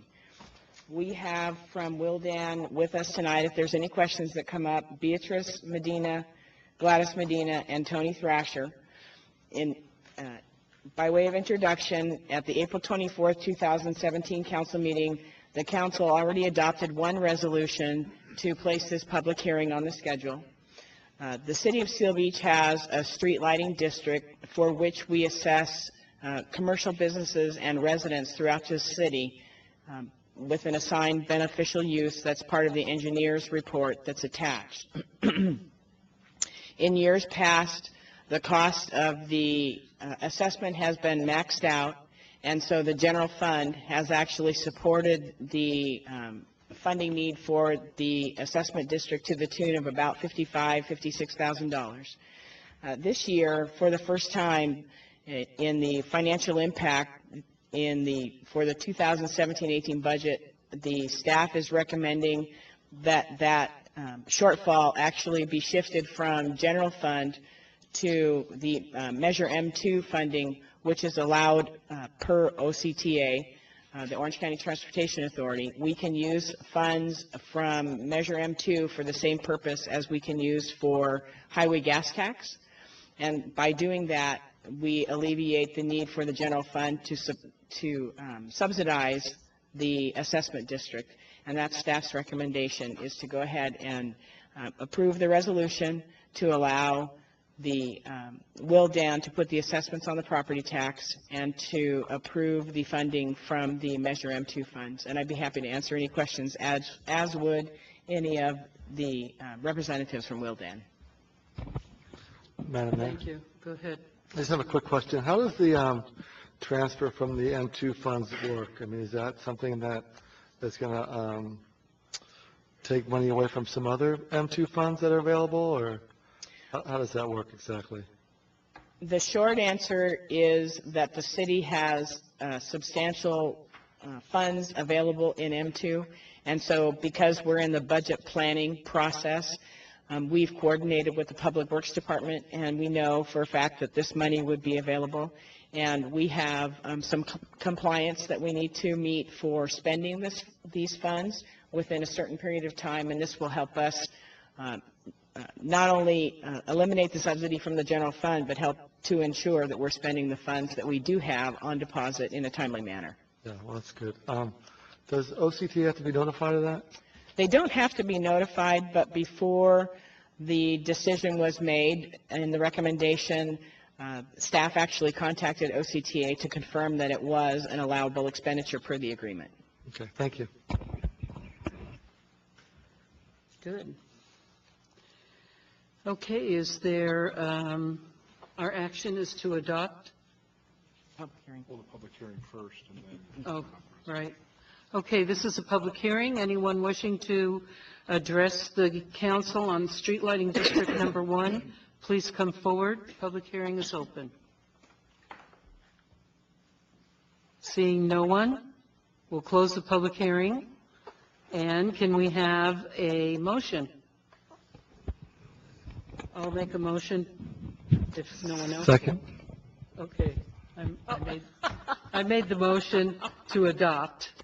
You seconded it, dear Papa. And just for the record, Please vote. that's a motion to adopt Resolution 6737. 6737. Okay. Do I have to say it out loud? All right, please vote. Okay, 5-0. Unfinished and continued business, revisions to Resolution 6708 and receive and file AKM audit for West End Pump Station Emergency Project. Can we have a staff report, please? Yes, Mayor, thank you. Steve, if I could, just want to verify the council has hard copies of the PowerPoint presentation? Yeah. Okay, so if I could just ask for your patience with us. As you know, this has been a significant work effort. We'd like to get through the presentation. It's a pretty substantial presentation, and so we'd like to respectfully request that you allow us to get through the presentation first before we take questions. And so if you could, please, as we're going along in the presentation, just note any questions that you have and the slide number that it's on, that we'd be happy to come back at the end of the presentation and address all of your questions. So with that, I'm going to turn the presentation over to our Public Works Director, Steve Meyer. Thank you, City Manager Ingram. Honorable Mayor, members of the council. Tonight we have a presentation, but before we go into our audit presentation, which we lay out the audit, our first order of business is staff's recommendation to adopt resolution number 6735, revising resolution number 6708 in order to reallocate approve funding for the West End Pump Station Emergency Project Number 1701. That would be the recommendation of the staff report. That's our first recommended action. And the second action tonight is receive and file the West End Pump Station audit and prepared by AKM Consulting Engineers. And we have our technical audit team is here in the audience tonight, and they will be available to answer questions at the end of the presentation. And Zeki Karam is here, and we have we performed a peer review with Lee. We asked Lee and Rowe, and Lee, I'm going to do the best I can with your last name, Badersher, and you can go ahead and stand up, please, sir. And he's our expert that performed the peer review, so they're both here to answer questions. Should there be questions, we'll reserve to the end of the night, and of course they'll be here. We're going to jump right in. And let's see. So I'll go right to the outline. So I'm going to go ahead and present a group of slides that essentially takes the storm drain system and explains how it works. This is important because everything about the audit findings is how to best manage the pump station, and it's important to understand how the criteria we manage from. And then Dave Spitzer, our associate engineer, will present the detailed findings of the audit, and then I will wrap up with a summary. And then, of course, we have our experts in the audience for questions. So I'm going to start out with some basic definitions. I think it's important to understand the audit talks about this. We talk about a 100-year flood. That is a standard term used in the industry to essentially what is the worst. It's kind of a worst case scenario, if you will. It's a 1% chance of any year it could happen. It's a 1% chance, and of course that does not mean once every 100 years. It does not mean that. Many people think that means that. It could happen if you're extremely unlucky. It could happen twice in 10 years. And then you have a 25-year flood. Flood has a 4% chance of happening. The difference is as we get lower in numbers, the flow we have to deal with gets smaller. So it becomes less of a worst-case scenario. That's why the 100-year flood is kind of the benchmark. FEMA uses that in terms of deciding how to design major regional flood control facilities and control property damage. Then we drop down to a 10-year flood, which has a 10% chance of happening. Now, there are some very sophisticated charts that go into determining how to determine how much volume you're going to be dealing with, and then we're going to go into how you allocate that volume. So flood protection goals. The major goal is to keep, we're going to go into the watershed itself. When we're designing facilities, we want to keep, with a 100-year flood, the water from reaching the finished floor or livable habitable space in a building. That is the primary goal. The streets, my next exhibit will show the streets are actually designed to carry water. The goal of the engineer or the requirement is to keep the water from going up to the first floor. And let's go. This exhibit will show you the streets themselves are designed to carry water. 10-year, they're designed to fill up to the top of the curb. At 10-year, 25-year, and of course, 100-year, they don't want to see it get within 1 foot of the elevation of the first floor. And arterial highways, of course, Seal Beach, Lamson, Westminster, they are not designed to fill. In the ideal world, we don't want those to fill to the top. We want emergency vehicles to be able to use the middle of the road. So they are designed to carry water, but we don't want them to be full. And if they are full, we want our facilities to make sure that doesn't happen. That's what we design for.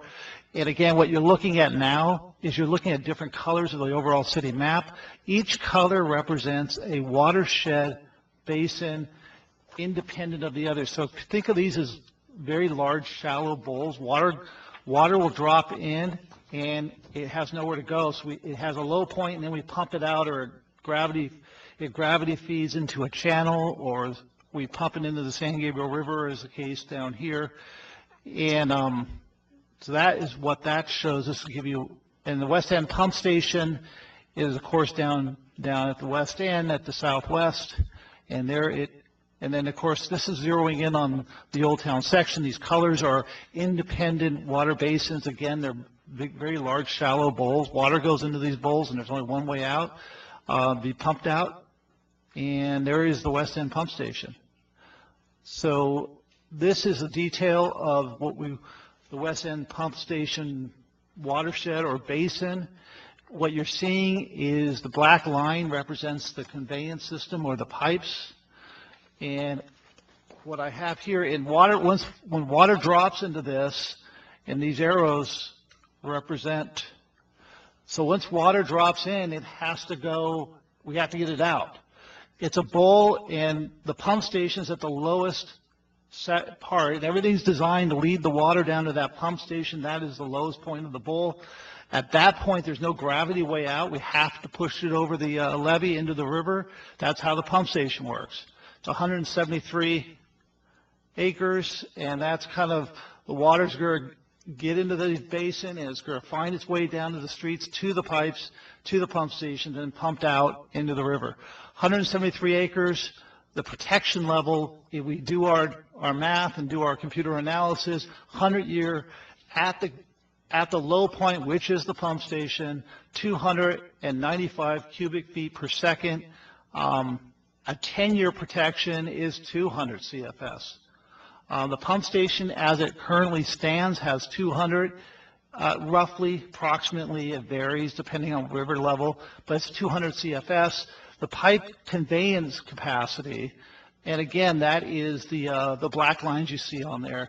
The challenge is the pipelines themselves they have the capacity, but they don't have the ability to get the water off the road through the catch basins. There are not enough catch basins, and as a result, we're only seeing the ability to deliver roughly 115 CFS down to the pump station. So that's when you can't get the water off the road, it starts to collect. It starts to collect and backs up it starts to back up at the catch basin, and of course you start seeing the water rise above the curb. And the answer is to get more catch basins, probably more pipes, and get the water down to the pump station. But as was raised, we got to be careful. We don't want too much. So you don't want to get too much down there and exceed your capacity of your pump station. That is what the gentleman was saying earlier, and that has been studied. Zeki has studied that. So right now we have an issue where the water gets in this basin and is trying to find its way to the pump station. It can't get there fast enough, so it starts to back up on the streets, which it's designed to do.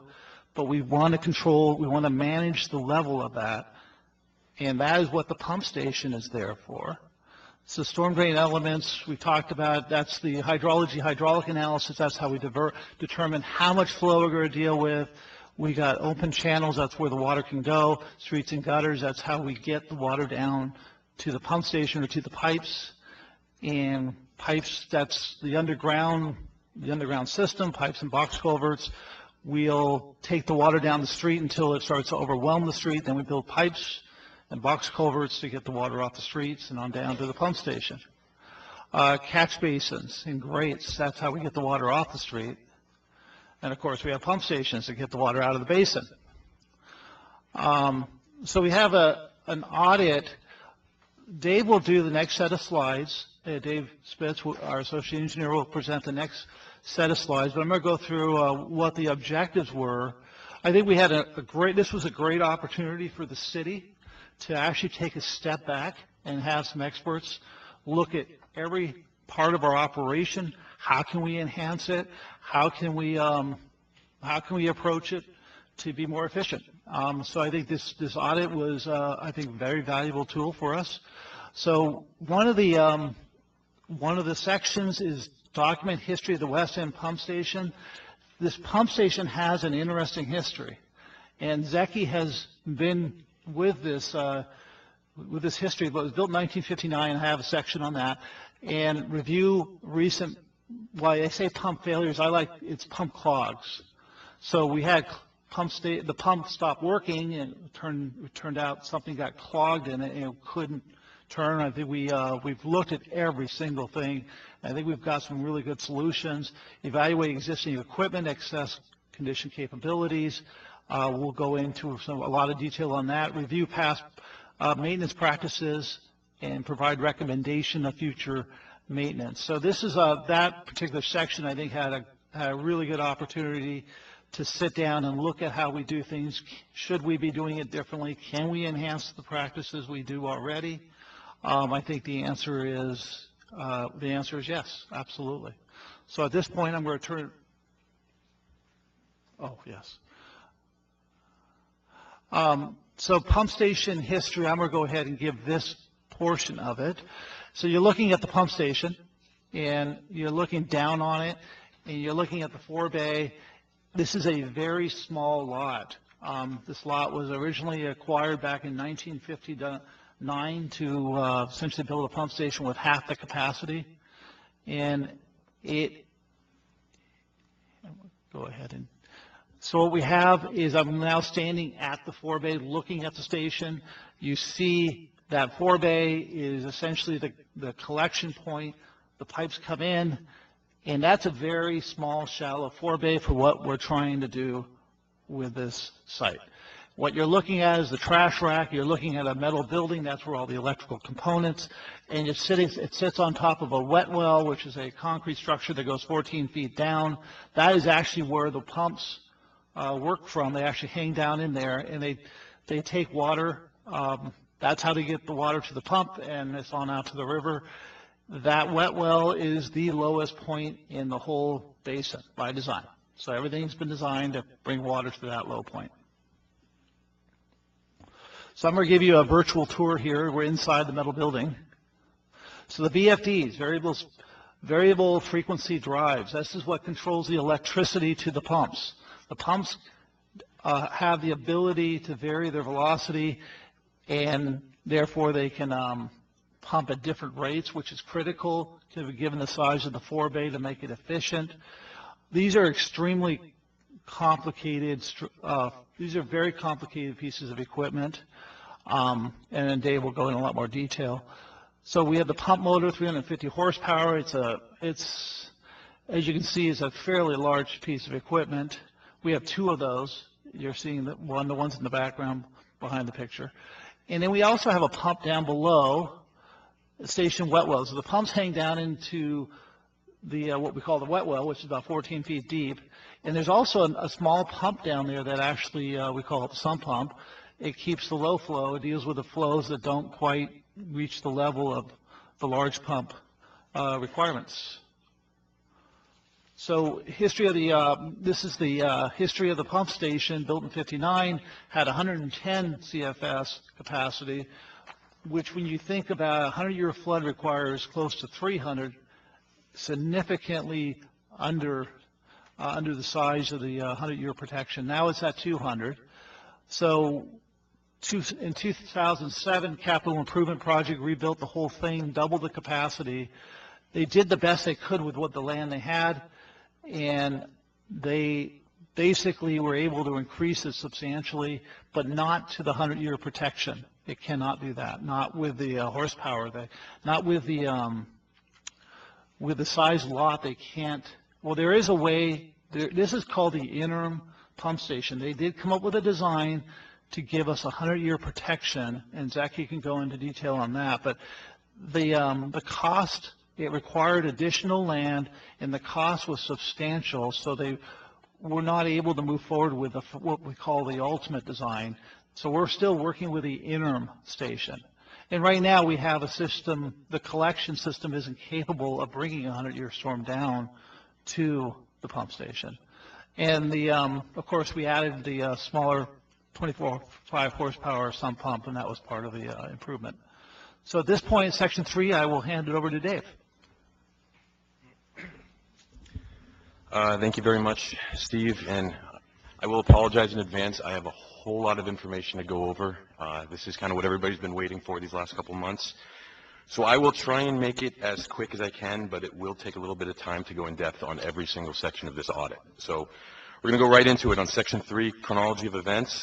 This section of the presentation is intended to provide a chronological description of the events that started in December of 2016 with the first pump alarm through February of 2017 when the last pump failure and repair occurred.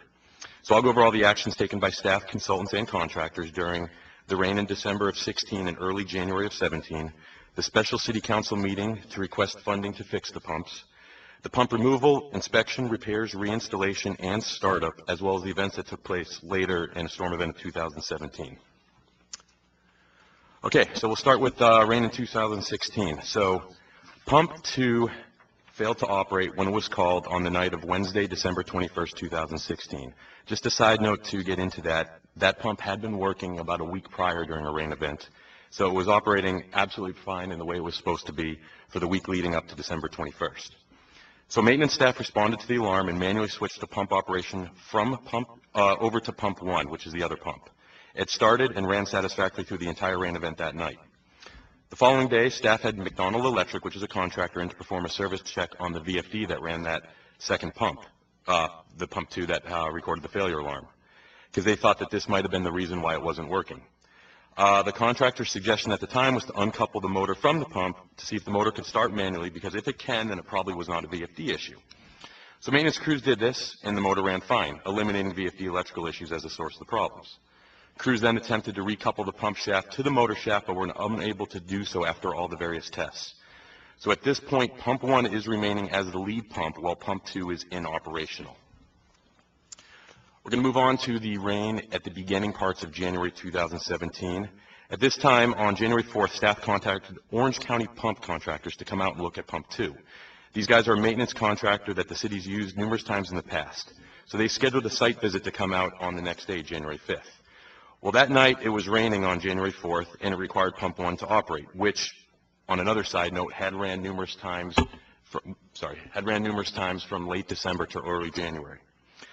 Unfortunately, this time when called, pump 1 failed to start. Crews were out there again and manually tried to free the pump shaft and were unsuccessful. Orange County Pump was on site the next day to investigate the cause of the pump failures as scheduled.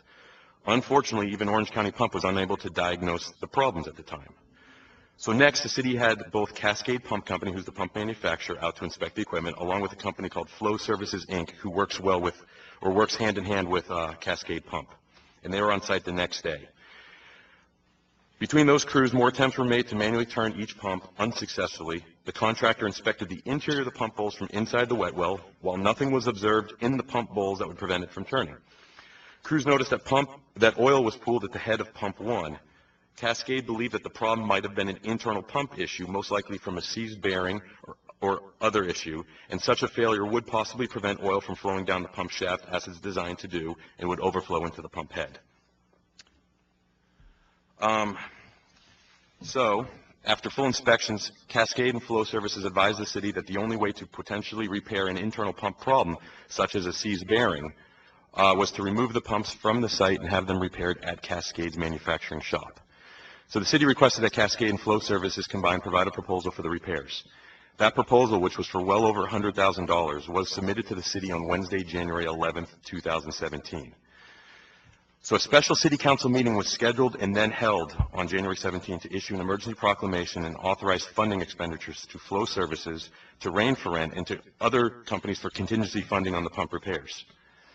Later that same day, at the city's request, ACAM Consulting Engineers was on site to also take a look at the pump station and provide any additional thoughts they may have on the situation. ACAM agreed that all necessary steps had been taken by the city and these other crews, and that no additional course of action could be used to assess the cause of the failures at that time. In fact, another pump contractor, Vaughn Industrial Services, also took a look at the pumps that day. After examining the pumps, discussing the previous inspection efforts, Vaughn also concluded that the pump problem was potentially internal and could only be repaired at the shop. So, on January 24th, 2017, the pumps were pulled from the sump pump area using a large crane and shipped to Cascade Pump Company for inspection and repair. On the morning of Wednesday, January 25th, the next day, with representatives from Flow Systems engineering and maintenance staff from the city of Seal Beach, and ACAM consulting engineers, both pumps were disassembled. So here we're going to go into the inspection and repairs. And I have a couple pictures of the work that was being done at Cascade Shops. But pump 2 was the first to be taken apart. Prior to disassembly, Cascade successfully turned the pump propeller by hand using a long piece of lumber. As the pump was disassembled, the bearings, line shaft, enclosure tube, and propellers were all inspected. All parts were in good condition. The line shaft had some scarring near the coupling from attempts made to manually turn the pump while it was still installed at the West End pump station. Because of the scarring and the close machining tolerances of the pumps, the coupling was stuck to the shaft and could only be removed by cutting it off. Although all parts looked to be in good condition, the city directed Cascade to install new bushings and machine and install a new line shaft. Pump 1 was then disassembled. Attempts to manually turn this pump propeller were unsuccessful. Like pump 2, all parts, when removed, appeared to be in good condition. As the propeller was pushed out of the bowl, a large piece of nylon cord, which was lodged between the propeller and the liner bowl, fell out, freeing the propeller to turn. The city directed Cascade to provide new bushings for pump 2 prior to being cleaned up and reassembled. And the line shaft for this pump was not damaged on this pump and did not require replacement. Cascade, here, let's go to the next slide actually. Cascade furnished full reports on the 2 pump inspections to the city, and they're actually attached to the report. The report summarized observations and repairs while also providing measurements for all pump assembly components as well as the design tolerances. All components showed little to no wear, indicating that the pumps were well balanced, not damaged by debris, and well lubricated. Cascade concluded that the pumps did not fail from an internal defect or wear, but from trash being lodged between the propeller and the bowl. We actually have a quick little show and tell. Steve? Sure. This right here is about the size of the nylon rope that they pulled out that was lodged between the propeller and the bowl shaft that did not allow the propeller to turn and seize the pump. That's plastic. It floats very easily in water. Will get into a storm drain very easily. That's why it's so important not to let your trash go down the gutter. Exactly. We'll get to that in a second. So, moving on, reinstallation and startup. Both pumps were then transported back to the site and reinstalled.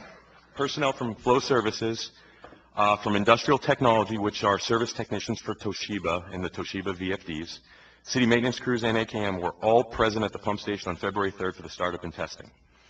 So in order to test the operation of the pump, sandbags were installed blocking the reinforced concrete box storm drain entrances and inlets into the forebay. And additionally, a fire hydrant connection was used to fill the forebay. And as another side note, it was actually also raining that day, which made it easier to fill up the forebay. Industrial Technology checked the VFD programming parameters, noting which settings were factory default and which weren't.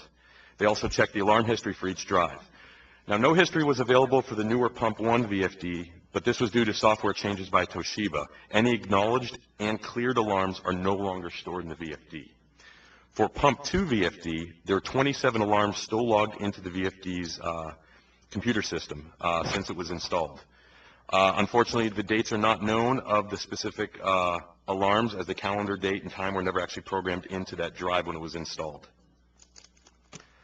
However, most of the alarms stored in the VFD were power failure alarms, which probably happened during startup and testing.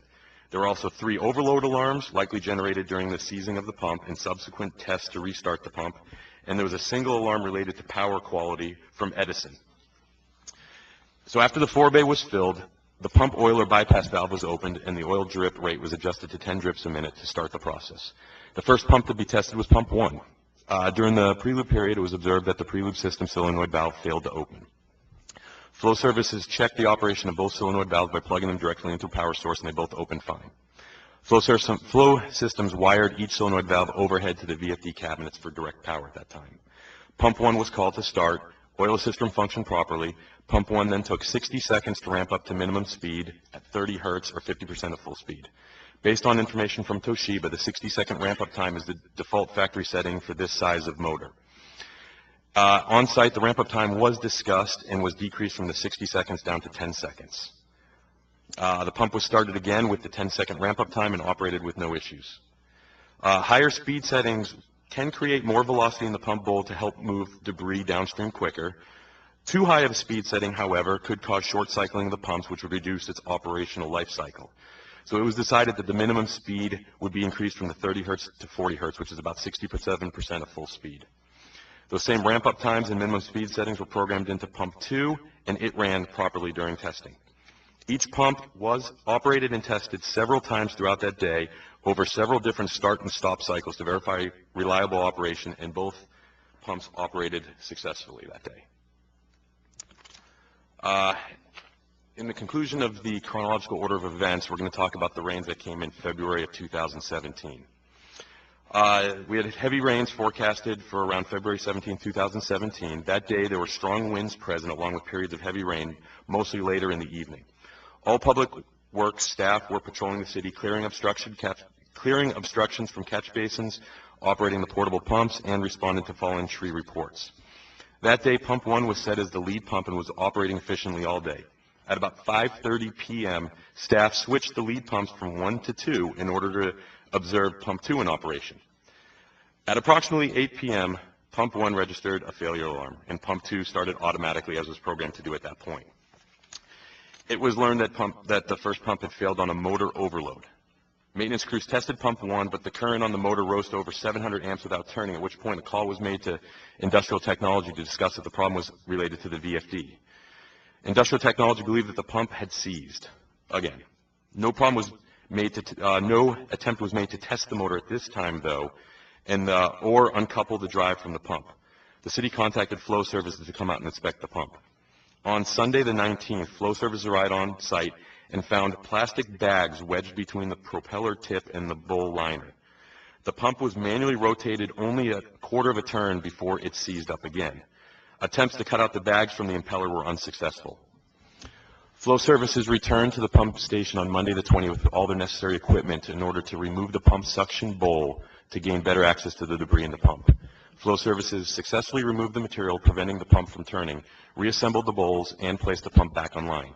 At that time, more discussion took place, and the pump ramp-up time was actually changed from 10 seconds all the way down to 4 seconds.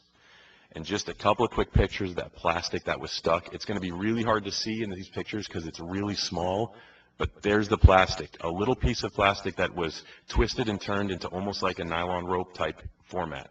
Here it is on a very, very close-up picture. And in fact, we have another show and tell. This is the kind of plastic material. The newer, more durable plastic material that grocery stores and other places are using that they sell you for 10, 25 cents, whatever it is, in order to purchase, probably got ripped up at some point, and a little piece got twisted, turned around, and got lodged in, and it caused that pump to seize as well. We were able to take it out, though, and the pump was able to run appropriately afterwards. I'm going to go in the next section. This is section 4. This is where the audit talks about the equipment evaluation, the findings, and the recommendations on moving forward with each piece of equipment. The first one is the pumps. These are pictures of the pumps that are out there. They're both single-stage propeller cascade pumps. Under the worst design conditions, where the forebay level's at 3 feet and the San Gabriel River is at 12 feet, covering the outlet pipes, each pumps can deliver up to 106 cubic feet per second when operating at a full designed 500 RPM. They can potentially deliver up to 112 CFS for a total of about 225 for the entire station at 500 RPMs when the water level in San Gabriel River is at or below 7.5 feet. Now, the operating full speed for the pumps, though, is 510 RPM, where the pumps will deliver approximately 109 to 115 CFS, depending on the water level in San Gabriel River. The torque requirement for the pump's full operating speed is approximately 29,000 pounds per foot. Now, the required torque setting for each pump to start is 150 pounds per foot. The type of pumps installed is typical for low-head, high-flow applications like we have at this pump station. It's very commonly used in stormwater pumping operations. As I kind of discussed earlier, but I'll touch again, when taken apart, the pumps were observed to be in good condition. There were no signs of corrosion. The internal components of the pump showed no wear. The line shaft was straight, well oiled, and the bearings were not deformed. Dimensional measurements performed by Cascade while the pump was disassembled showed all internal components to be well within design tolerances. The initial failure of Pump 1 was caused by plastic cord becoming lodged between the propeller tip and the pump bowl. The second failure, a month later of Pump 1, which occurred in February, which also happened after the pump was refurbished and put back online, was caused by a plastic bag twisted into rope-like shape, as I've already mentioned. The seizing of Pump 2 could not be definitively determined, unfortunately. No material was found in the pump bowl at Cascade's shop, and the propeller was able to be turned freely by hand while it was lying on its side at the shop. It is presumed, however, that whatever was preventing the pump from turning while installed at the West End pump station in the vertical position became dislodged during the pump removal and shipping process. It is certain, however, that the failure is not attributable to a malfunction of the VFD or motor. So the design of the pumps, though, they require close running clearances between the propeller and the bowl to prevent cavitation and produce great pump efficiencies. There's not an established design standard for what this gap should be. It's determined by each manufacturer and their specific pump design. For the pumps we have here at West End Pump Station, the gap is designed to be 0.025 inches. One more time, that's 0.025 inches. The gap measured in the field by Flow Services was 0.018 inches. And Cascade, the manufacturer of the pumps, considers 0.018 to be well within the design tolerances for the pumps. Now, since being installed in 2007, there's been no recordable pump failures from debris recorded by the city until the events of December 2016. The pump seizing from stringy debris is probably a result of heavy trash loading in the storm flow created by years of trout and trash accumulated in the storm drain system. It is not believed that the failure of either pump was caused by lack of maintenance or non-operational for a long period of time. Both pumps successfully started when first called after a long period of non-operation over the summer. Pump 2 ran successfully the week before it failed in December, while Pump 1 ran successfully for several times in late December and early January until it failed.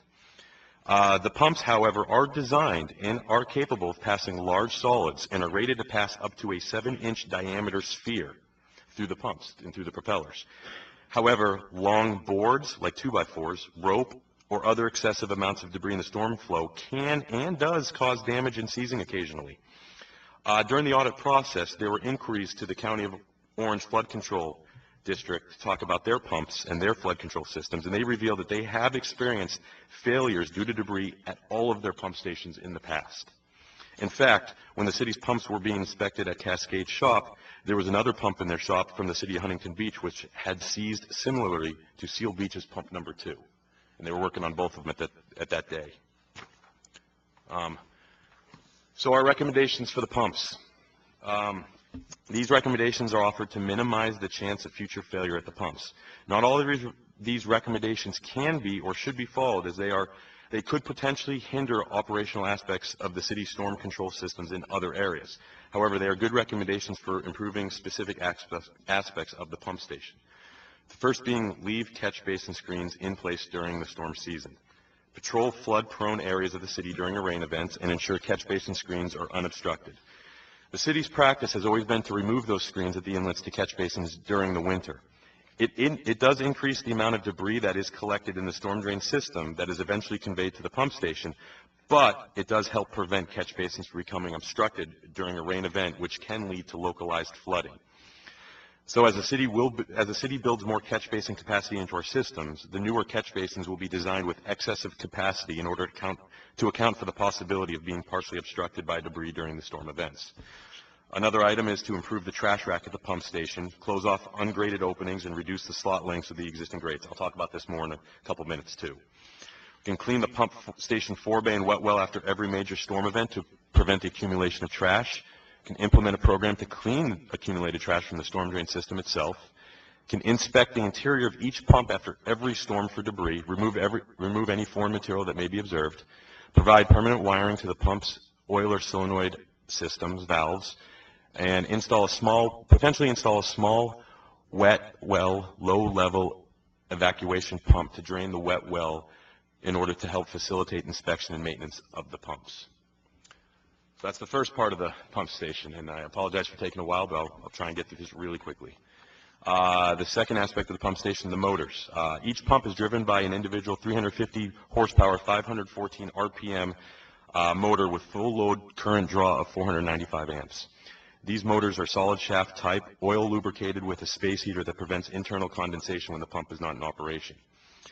Now, both motors were operational and looked to be in good condition when inspected. A minor oil leak was observed from the oil fill site gauges, though. The oil in the motors had never been changed. Although both motors have very little runtime on them, it suggests that oil should still be changed after every storm season, recommended by the motor manufacturer. When tested, both motors ran smoothly and within design parameters while under both loaded and unloaded conditions. And what I mean by that is unloaded conditions means they're not turning the pumps. Loaded conditions means they're turning the pumps. Each motor was found to have more than ample torque to drive the pumps. The motor recommendations. Both motors appear to be in good operational condition, and the following I've listed are some preventative maintenance recommendations. Oil should be changed after each storm season. Testing of the motor installation should be performed once per year to verify that it is good working order.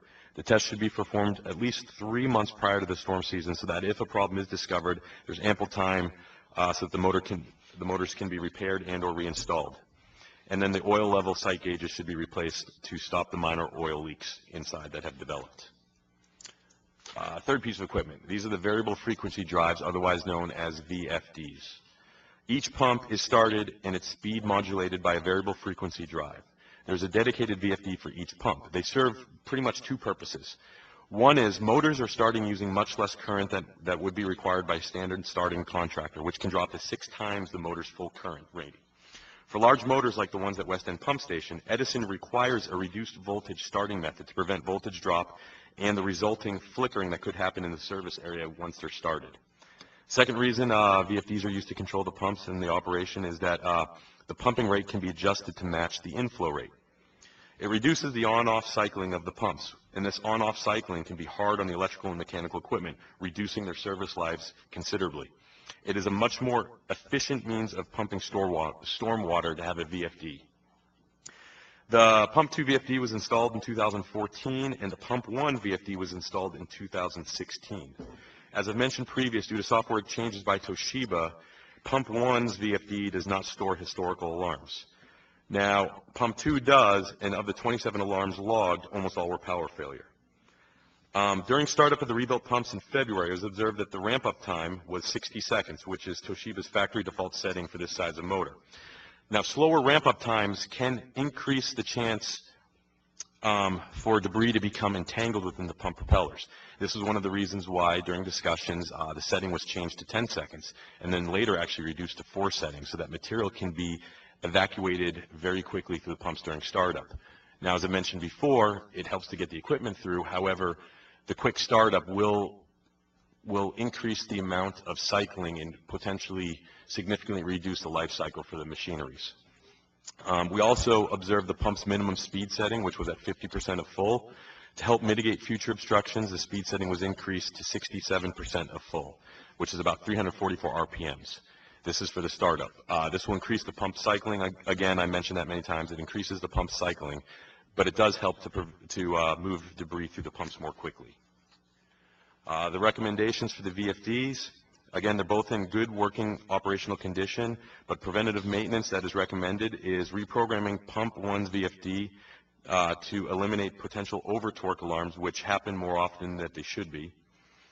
If continued failure of the pump due to debris occurs, consideration should be given to increasing the minimum speed setting again, and then log in the time-date calendar into the VFD so that any future alarms can better be recorded historically.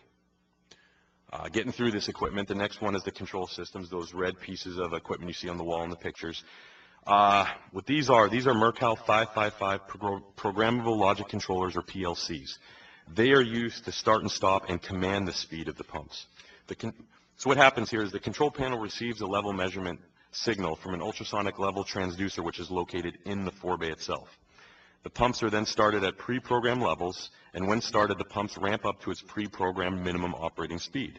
The controller then increases or decreases the speed of the pumps as based on the water level in the forebay. When the level is lower to an offset point, the pump will shut down. And in the event a level transducer fails, there's a backup, which are called float switches. They're also installed in the pump system. They do basically kind of the same thing as the level transducers.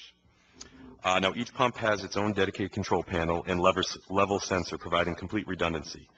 The control system does not have the ability to alternate pump operations after each on-off cycle. The pumps with the lower starting set point will always turn on first. To change that pump from 1 to 2 or 2 to 1, you have to change the lag lead status in the starting and stopping levels. The control panel also is the system that generates the status and alarm signals, which are transmitted to the pump station's what we call remote telemetry unit, or RTUs. Those RTUs then send the signal via radio network to the city's SCADA central monitoring system located at our Ardolfo Lopez Maintenance Yard. Data is collected at the city's SCADA system and the data that was collected recently was reviewed and found to be inaccurate. So it's important that that SCADA system correctly record what is happening at the station. And just to really quickly define SCADA, it stands for Supervisory Control and Data Acquisition. It's kind of a software application program for process control. It gathers the data in real time at remote locations in order to control equipment and conditions. So lastly, things like the critical alarms of the pump station, like a power failure, pump failure, high 4-bay level, things like that, they're transmitted by the controller to an alarm dialer, which automatically calls a dispatcher at the police station. That person then contacts city maintenance crews immediately for response and to head out to the pump station for maintenance.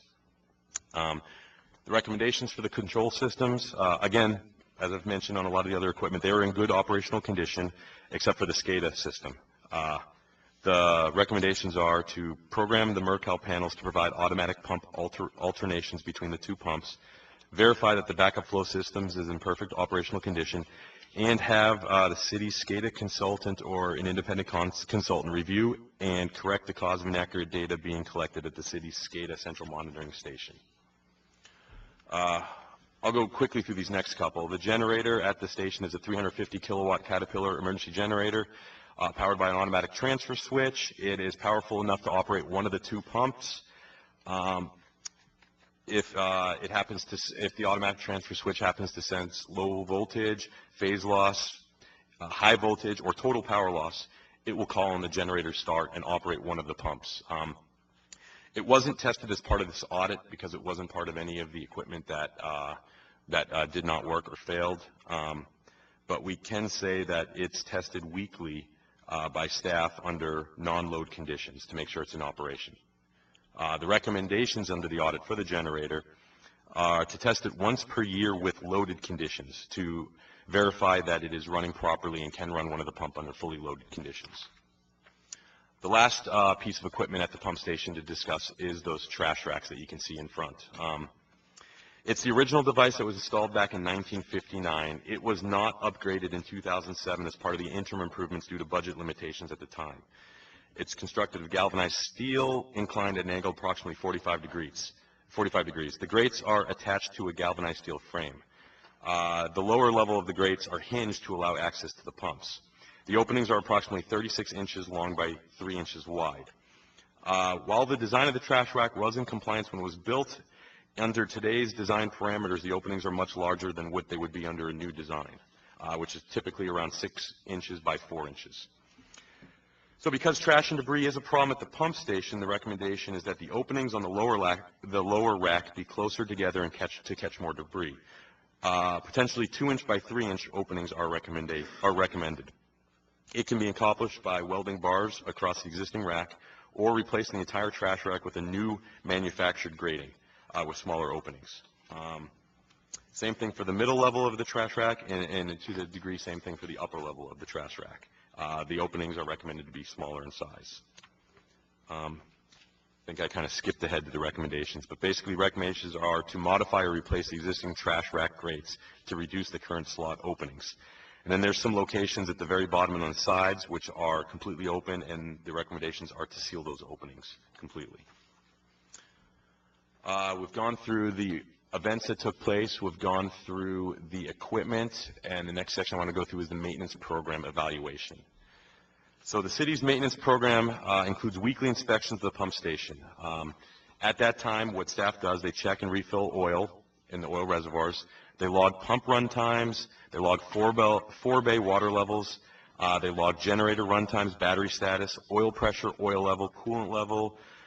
They inspect the control panels, the VFDs, the level controllers, the generator panel, and they do a general inspections of the site, outlet structure, and 4-bay for trash, security, and other items.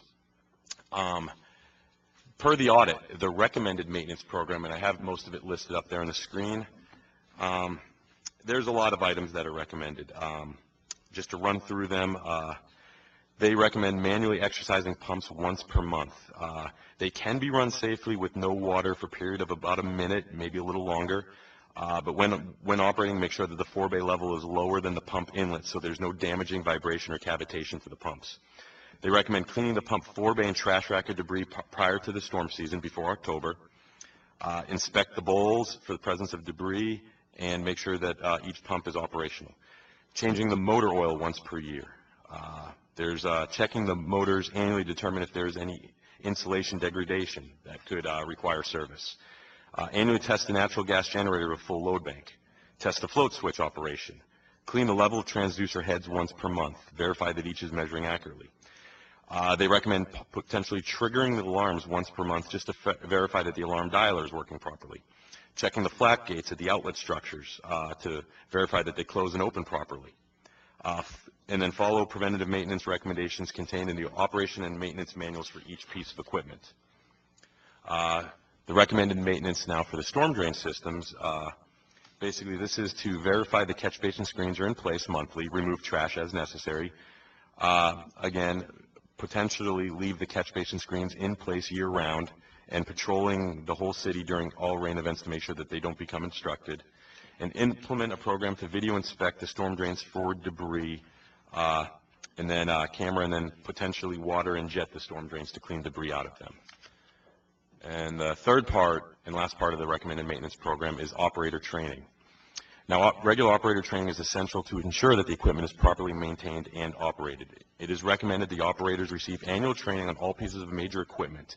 This includes the pumps, the VFDs, the control panels, everything else I went over earlier. Training should be conducted by factory-trained representatives of the equipment installed. It should focus on maintenance practices, emergency service, use, and programming of all electronic controlled devices, troubleshooting, and other operations. All city staff which operate the stations or are required to be on call should be part of this training.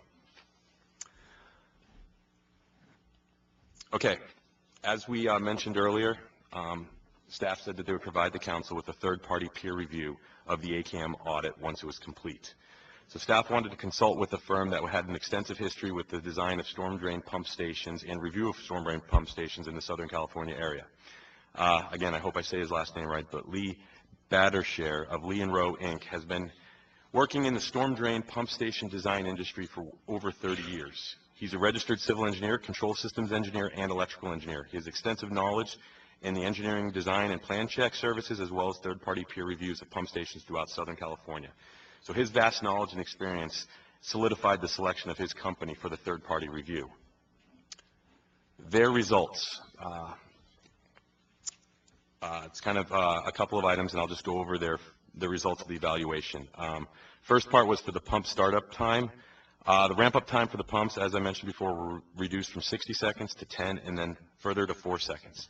This time limits the current, and the deceleration time prevents excessive voltage. Although Lee & Rowe concurs with these implemented changes, practical experience indicates that shorter times requiring additional testing to ensure that overcurrent and undervoltage alarms are avoided and are shortened times. Second thing, inlet capacity. Although the design capacity of the pump station and the pumps is approximately 200 cubic feet per second, which is a 10-year storm, the existing tributary area to the storm drain system cannot convey more than approximately 115 cubic feet per second to the pump station. If the inlet system can convey no more than 115 CFS to the wet well, flooding is likely in a storm event that generates more than 115 CFS of water. Next item for the control systems. Lee & Rowe recommends a comprehensive control strategy that includes SCADA radio system upgrades and a review of the control systems for potential alternate pumping, starting and stopping of the pumps. Let's see. Lee & Rowe agrees that the generator testing should be tested once per year under fully loaded conditions. Because trash and debris is a problem and the likely reason for the pump failures, it is important to reduce the amount of debris that enters the pump station wet well.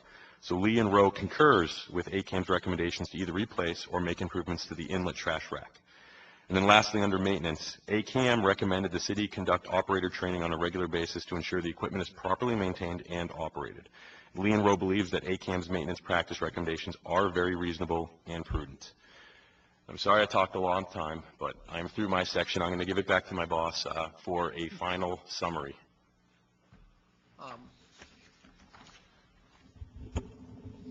Thank you, Dave. this is just, I want to jump to implementing enhanced maintenance procedures. I call this enhanced. We do have maintenance procedures. We do clean our storm drains every right before the rainy season or after.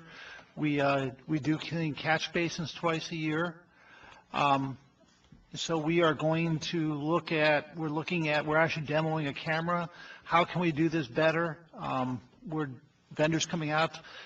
It's a difficult process to clean a storm drain, so we're looking at working with maintenance to see if we can get some better tools for them. But I want to emphasize, we do clean our system. And the recommendation to leave our catch basin screens in, I am concerned with that.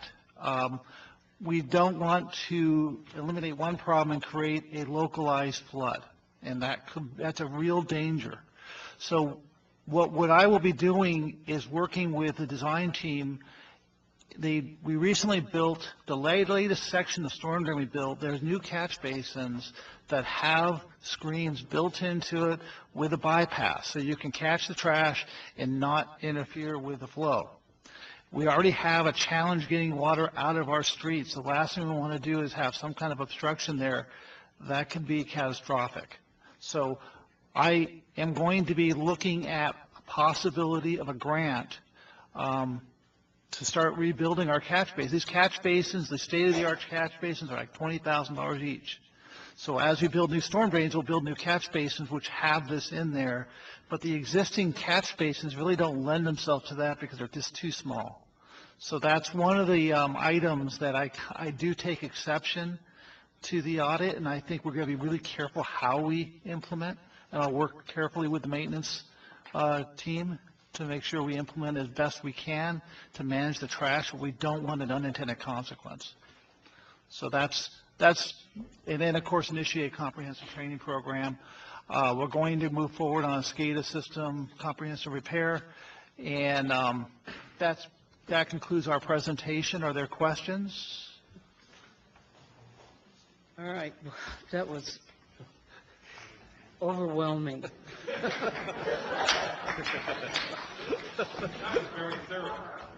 But I want you to know there's high school students out here, and if any of you are interested in engineering, you just got a first-class presentation. And this handy-dandy little slide sheet here, I don't know if you can get it off of our website, but it would really be cool if you would be able to hand this over to your engineering teacher and show them what you learned this evening. Might work for you, you know? We're going to take a little break. We'll be back in about 9:30. Are you going to take questions now, or? No, after the break. After the break, okay. Of Cuba on the K-Jazz trip to Cuba, led by our own Brad Williams. This in-depth cultural exploration of the Isle of Cuba will take place from October 24th through 31st. Details are available at jazzandblues.org/Cuba. Space is very limited. If you're undecided about how much to give, think about becoming a sustaining member of K-Jazz at just $10 a month. It's billed to your credit card, renews automatically, and you can change your amount at any time. And no matter when you tune in, you're always doing your part. To become a K-Jazz sustainer, go to jazzandblues.org.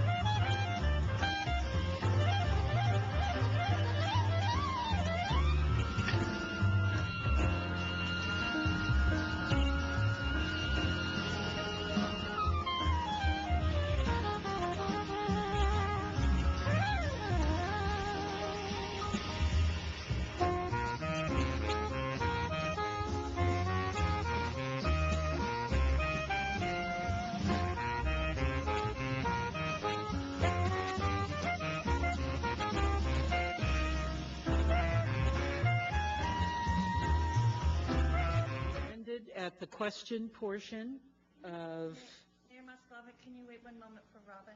oh, I'm sorry, Robin. Thank you. Thank you for being patient. It's 9:34, and we're restarting the meeting. We ended off with this great presentation, thorough presentation, at the questions and answers. If any of the council members would like to ask questions, and I'd like to welcome our two consultants here that spent a lot of time and effort in helping us put this together. Thank you, Mayor. First of all, I would like to thank the staff and thank the consultants for a very complete report. This was, of course, a very hot item a few months ago when it was very cold and raining, and I think that the interest had waned in what did happen to the pumps. But I want to take us back and remind everyone that the rumor was that it was lack of maintenance. We now know it was not. So I thank our consultant and I thank our peer reviewer for checking that thoroughly and giving us an analysis of that. I also want to thank our city staff for being willing to implement all new procedures just to double check what we're doing. And Steve, I thank you for your critical approach at it, for taking a look and saying, well, I agree with all of this, but I don't agree with that. And I mean, that means we're all brainstorming and thinking together and trying to find the very best solutions. So I know tonight there is a question that's been brought up, and it's been brought up before, about the connecting of the storm drain down at Electric and Seal Beach Boulevard, Ocean, Sealway area in there to the West End Station. Could you address that, please? Yes. East, sorry. Thanks. East. Sorry. Sure. Councilmember Deaton, we have a project proposed as part of next year's CIP that will essentially take that to a design level. It's proposed for funding, and we have looked at it. We believe there is a way to do it cost effectively, and we have already been looking at it. But we have, as part of the CIP presentation, we'll be presenting that for council consideration to move forward on it next year. All right, thank you. And I know we also came under some criticism for the cost of this report, but I think this report was well worth the money. Not only did it show us what happened, why it happened, we came out with some ways to try to be sure it doesn't happen again. And I also want to thank you, Steve, again for going with me to the Sand District where we looked at their pumps and talked about their pumps. So a lot of homework has been done on this project, and I think that our staff deserves a lot of kudos, as well as the consultants who put a lot of time and effort into it. Thank you very much. That's all I have. Councilmember Vera-Papa. Thank you, Madam Mayor. I just had a couple quick comments. I remember driving to the pump station on that really wet, rainy night and seeing all the city staff there working as hard as they could to get everything that could possibly be done. I want to, thank everybody for being there. I think it was late at night, and they found a high ground over at the Oakwood Apartments, not Oakwood anymore, the Eaves. But that was a tough time period. I know it was a big storm that we weren't all expecting. And it seemed like it all came down to a clogged pump. And I know we're going to do all these remedial actions to kind of fix this and prevent it, but if it gets clogged again, is there a way to clean the pump without taking the whole thing out and putting it on a flatbed and waiting for it to rain, to rain to stop, and you know what I mean? Because it seems like it's just like those two things right in front of you. Do we have to take the pump down and out every time something gets stuck in it? Yeah, we on the I want to say February 17th, we had a fairly large storm. Do I have that 17th right? We had a 4.7-year storm, so it was a big storm, and I spent every hour it was raining at that station, and not by design, but I got a chance to experience a clog. I was out there at 15 minutes after it clogged, and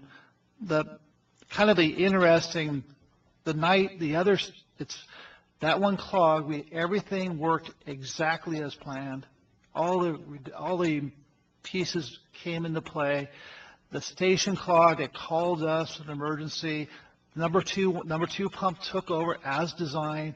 We were able to get out there, and we immediately, I was able to work with the staff. We developed literally a procedure on how quick can we get this thing, how quick can we identify the issue. Is it it's a variable speed drive? Is it a problem there? Is it this? So we figured out a procedure we went through that in 3 hours. And the reason we always go to the variable speed drive, if you ever see this piece of equipment, it is incredibly complicated. So you just naturally, that's got to be it, that box. It's got to be it. And you can't believe this can do you in. No, it can't be. So, but we went through the procedure with staff. We called the VFD. There's a whole list of procedures we developed that night to be able to test the VFD right then and there. And you could literally take it off the display board and get different messages. And we were able to zero in on, okay, it's got to be a clog. And we literally were able to identify it by midnight that night. And so therefore we were able to get a jump on it. But we can't fix the clog until it stops raining. That's the challenge. We can't get underneath until it stops raining. But once we did, we said, well, there's got to be an easy way to do this. So we were able to get underneath and try to pick the plastic, literally, out of the bowl without taking it apart. Right.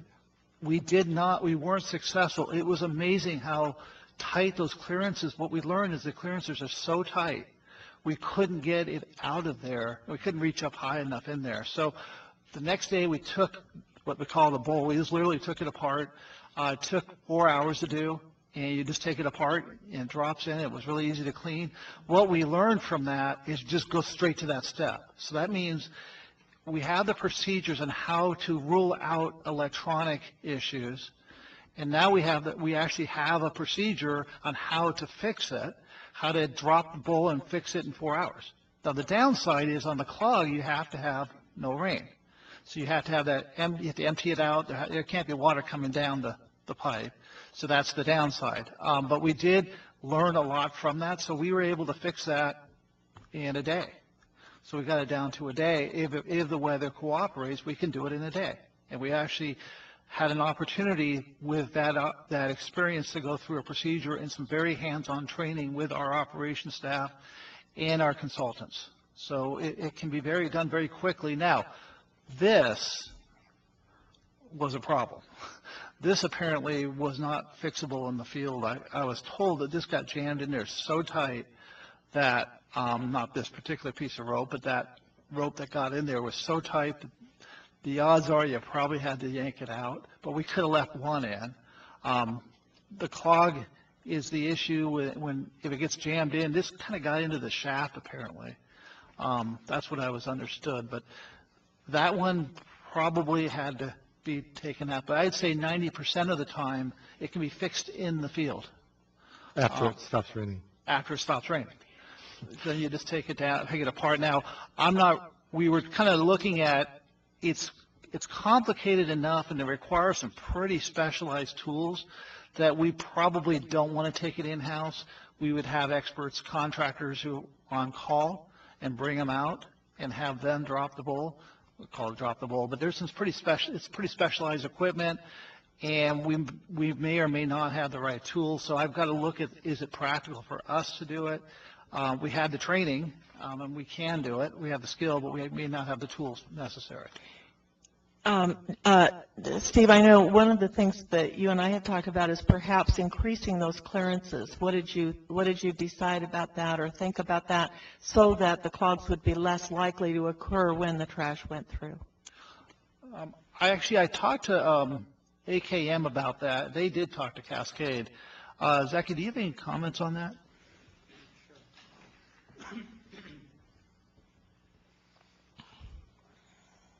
Good evening. The way we would do that is we would have to trim the propeller. And when we trim the propeller, then the capacity of the pump gets reduced. Oh. So there's unfortunately never one simple answer that takes care of everything. You know, like Steve was mentioning, we made the recommendations to keep the trash screens on the catch basins. Of course, the idea is we add catch basins so we have more capacity. But everything, you know, one action always has a reaction, and it's not always in the same direction. It's Yeah, I think the Sand District had more clearance than we do. Is that correct?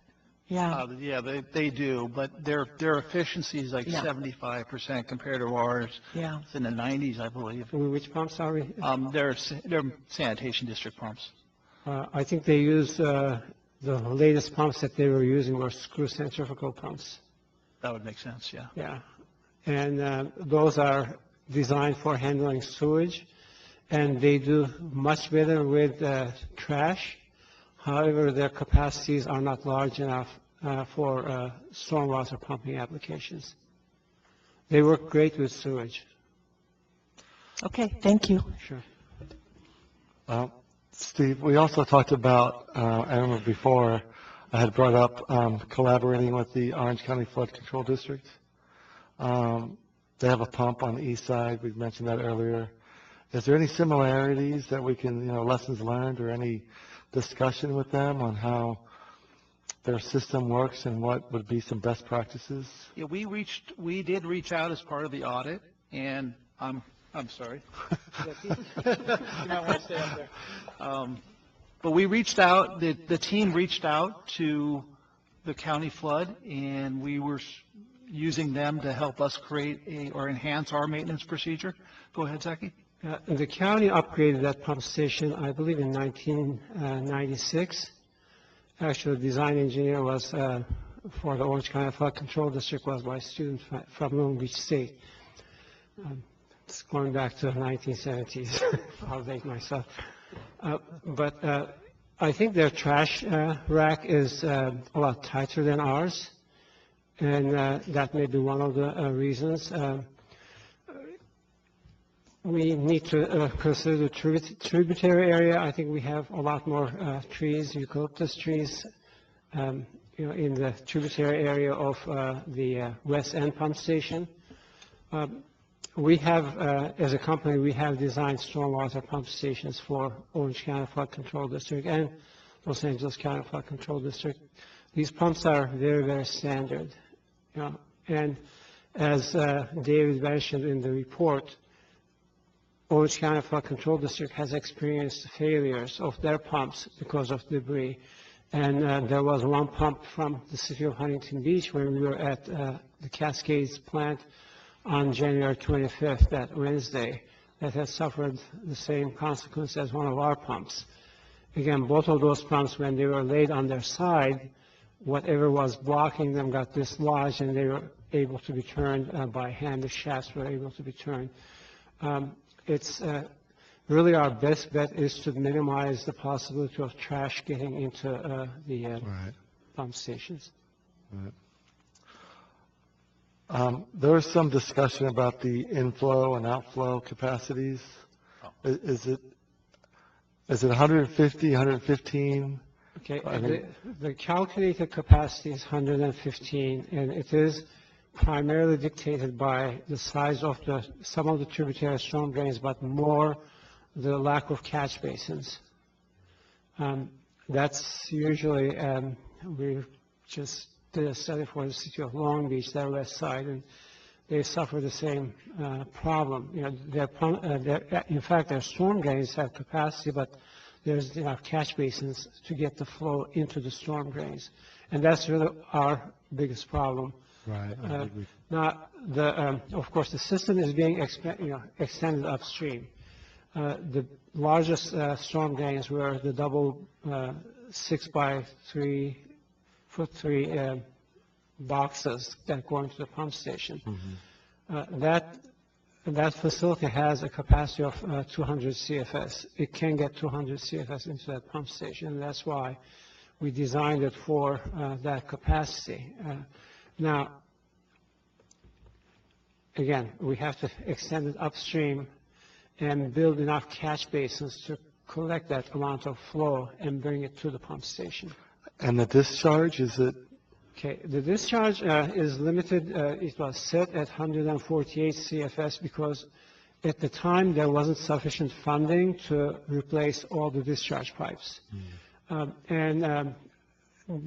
a 30-inch section that goes under some oil and gas lines that are on the property, and that's why they were not replaced. You can run higher velocities through those pipes, but they will get damaged.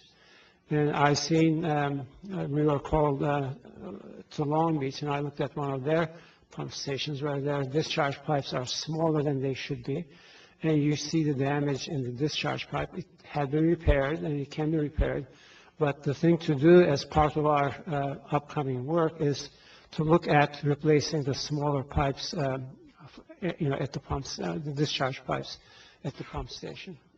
Would a larger forebay help? Larger forebay, well, we really don't have the real estate. I thought there was a parcel next to it that was... It's supposed to size parcel sufficient for a pump station, but not for a forebay.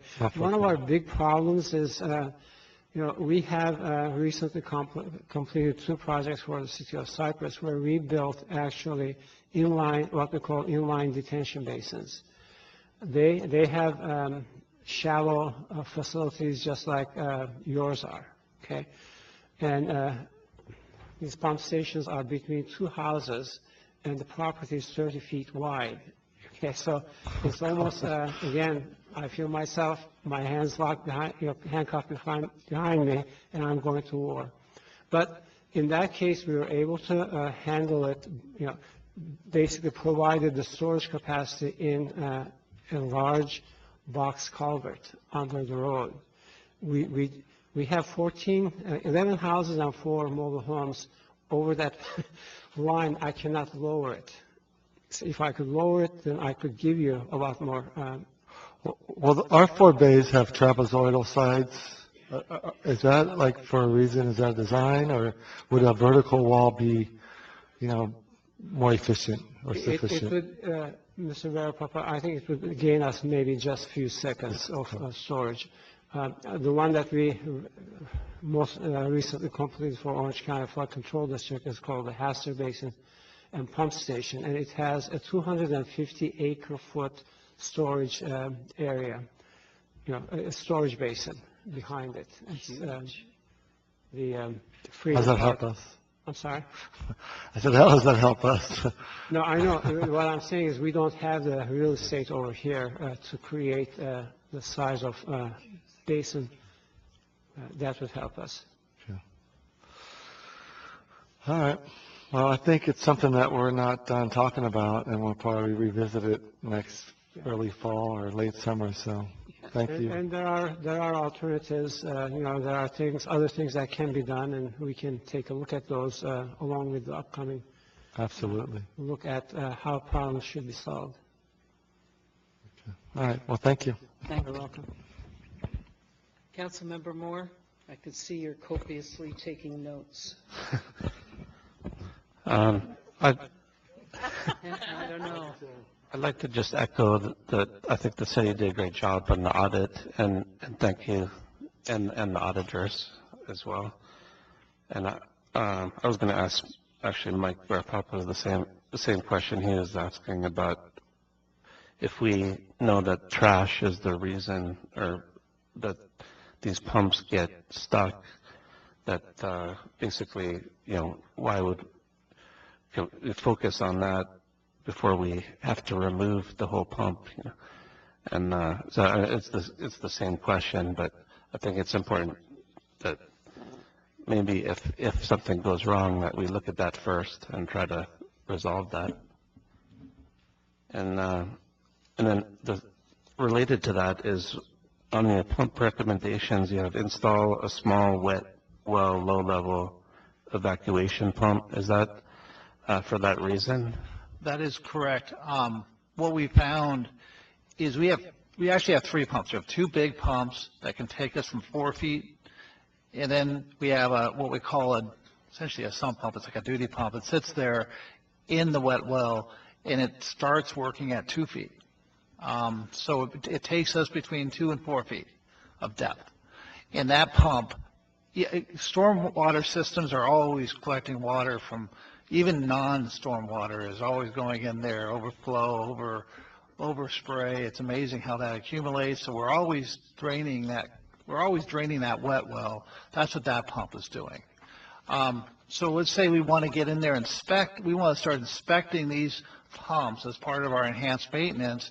That actually, those bells, the big bells, sit 2 feet clear of the floor, and you have to actually get on your knees and get underneath and get to see the propeller, and we have to dry it out. Right now, we don't have a way of drying it out, so we were having to load up a portable pump and put it in the truck and then drive it down there and hook it all up.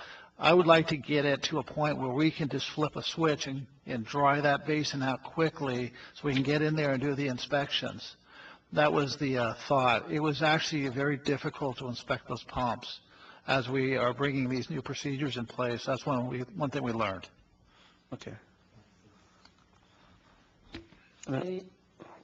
Any other questions? Just on the SCADA, we said there's inaccurate data being collected. What data are you talking about? Well, the SCADA would have given us, and this is interesting, it would have been fast, it would have been great data. It would tell us the revolution of the pumps at any given time, any day, going all the way back in time. It would say, okay, it was running on this day at 67%, 75%. It would tell us that. The data wasn't going through there's essentially a transmitter. The data was being collected, but it wasn't being interpreted and transmitted to our hub, our computer system. And so when we pull it up, it was showing the pump running when we knew it didn't run, so we couldn't trust the data. So I have a project proposed for next year to go back and look at our whole SCADA system and make sure the remote transmitters are working consistently and are compatible with the other equipment down there. And we already have a work plan in place. So I will be proposing a project to address that. It's a relatively straightforward repair. The part just needs to be adjusted, whether we need a new part, but it's straightforward, and that would have given us the data. So what I did observe when I was down there doing the big one on February 17th, the 4.7-year storm, I never saw more than one pump work, and it never went beyond 67% capacity, which tells me how little water was coming. It never even came close to getting to full speed. So we were talking, does a pump do 100? Well, under what I was seeing, it probably wasn't doing more than 60 CFS. At no point there's no way we've ever run 2 pumps down there. So the SCADA would tell us all that. But this is just physical, because obviously there's a display board that tells us all the information that SCADA would have been transmitting. And that data, I think, will be extremely useful in terms of managing the pump station looking into the future. So we will get that all straight. It's a relatively straightforward fix, and we've got a work plan, and I got a project proposed to implement the most current SCADA programming and remote transmitters, I believe they call them. What's the plan to start implementing some of these recommendations? I have a project. I essentially kind of gathered all this up and proposed and kind of grouped it as I consider it a project. So I've already implemented the procedures for maintenance, the enhanced procedures for maintenance. We're already implementing. Some of these improvements, some of them couldn't be done until the rainy season was over. Like you saw something, an oiler. I have the solenoid oiler. It was in there. It wasn't operating automatically. We hooked it up to make it work automatically, but it was done in a temporary fashion. We want to go in there and get it done more of a permanent fashion, but we had to have the storm season end. Some of these improvements, the storm season has to end, and we have to get it done before the next storm season. And I've got capital project plan for proposed for next year for council consideration. I kind of grouped all these together, put up a budget. We have to get in there before October 15th and get it all installed. So we want to be up and running before the storm season. So, but it's all been kind of planned and grouped together, and so there you go. That would be my answer. Thanks. Thank you. Is that all? Okay, my questions have been answered, and we need to adopt a resolution. Anyone wishing to make a recommendation? Yeah. I'll make the motion to adopt. Resolution 6735, revising resolution number 6708. Yep. Reallocating approved funding for the West End Pump Station Emergency Project number EM 1701. That's it. Okay, is there a second? Second. Pardon me? And the second portion is receiving. And the second Can receive we do and that all file? with one motion? Okay. That's all one motion? Okay. A second. Okay, please vote. Okay, 5-0. That was overwhelming, by the way. It was very well done. It was very understandable, though. It was a lot of information, but very understandable. Thank you, both David and Steve. It was very For those of us who understandable. aren't engineers. Not me. Yeah. Okay, we're going to move on to new business. Approve a mitigated negative declaration for water infrastructure capital improvement projects. Do we have staff report? Yes, Mayor, thank you. Again, I'll turn this item over to David Spitz, our Associate Engineer, for a brief summary of this item. David, thank you. Thank you very much. Thank you, Mayor, members of the City Council, and I promise I'll go much quicker on this one. The item before you is approval of a mitigated negative declaration for a CEQA document titled Water Infrastructure Capital Improvement Projects. The summary request would be that the City Council adopt resolution number 6736, adopting the mitigated negative declaration for water infrastructure capital improvement projects. And I have a pretty quick slideshow and presentation to go over discussing this project. And then at the end, if there are questions, the consultant that helped prepare the presentation and the document itself, Moffitt Nickel, I have one of their representatives, Melissa Passa, in the audience, and she can be available for technical questions at the end. But just diving right into this project, the objectives of this CEQA mitigated negative declaration, what I want to go over is the purpose and need of the project. I'd like to talk about the program overview, the initial study results. We'll describe the avoidance, minimization, and mitigation measures and outline the steps we've undertaken already and then the next steps on this process. So here we are at the purpose and needs. So why is CEQA required? Under CEQA, a project is defined as an activity undertaken by any public agency that may cause either physical direct change in the environment or reasonably foreseeable indirect physical change in the environment. So each of these 7 activities that are about to be described are considered a project, quote unquote, under CEQA. Plus, the city is considering financing options through the reformation of a joint powers authority, and that will require CEQA compliance for eligibility. So we studied all these projects together. It's kind of a holistic approach, analyzing them all together instead of individually, and we'll analyze the cumulative effects of each project. And plus, we're hoping to perform a lot of these projects in the same window of timeline. So the overview. Here's the location of the projects in this document. They're identified they're separated into 3 types of projects. We call them Project A, which are pump facilities. Project Type B are replacement relocation of existing specific water lines. And then our Project C is the pier. All those projects are identified and studied in the same document. Four of the projects are a result of the 2012 City Water Master Plan update that identified aging and damaged infrastructure that needs upgrades to accommodate future growth and extreme events.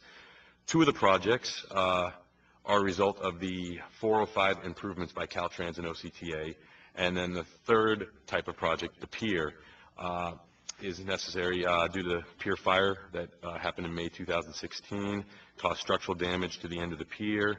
While there have been some emergency repairs made, additional structural rehabilitation and utility upgrades are still needed. So let's dive into each of the projects, shall we, really quickly. A1, Beverly, which is a Beverly Manor facility rehabilitation. It was originally planned 0809, and it's a high priority in the city's water master planning. We need improvements to this site to effectively distribute domestic water. This station, even though it's down right now, when it is up and operational, there's continued maintenance and needed to ensure reliability and water quality standards. The project itself would upgrade the water pumps, the hypochlorite chlorination system would improve some hardscape, and it would eliminate a lot of existing high monthly costs to the station. Second one, the other A project, is the Navy Reservoir Chlorination System upgrades. Basically here, the controller, sodium hypochlorite mixer, and some other chlorination system parts need replacing at this station. What we call the B projects. These are mostly your water line projects. B1 is actually not even a project undertaken by the city, but it's by the West Orange County Water Board, and it's due to the 405 improvement project. It's a 33-inch OC9 transmission main. It needs to be relocated, part of it out of Caltrans right-of-way, and the city would just be a funding proponent for that project. Second, project B2, Westminster Avenue Waterline Main Replacement. This is a project that would address aging infrastructure on a water line that's experienced many water breaks over the last couple of years, and this line is nearing its expected useful life. The intent of this project would be to replace the existing water line with a new ductile iron or PVC piping. Next projects, B3, we call them A and B3B. This is B3A. This is the first one of two specific water line improvement or relocation projects that Caltrans is requiring of the city due to the 405 widening. There's a water line, a 12-inch water line that crosses under the 405 off Northgate Road.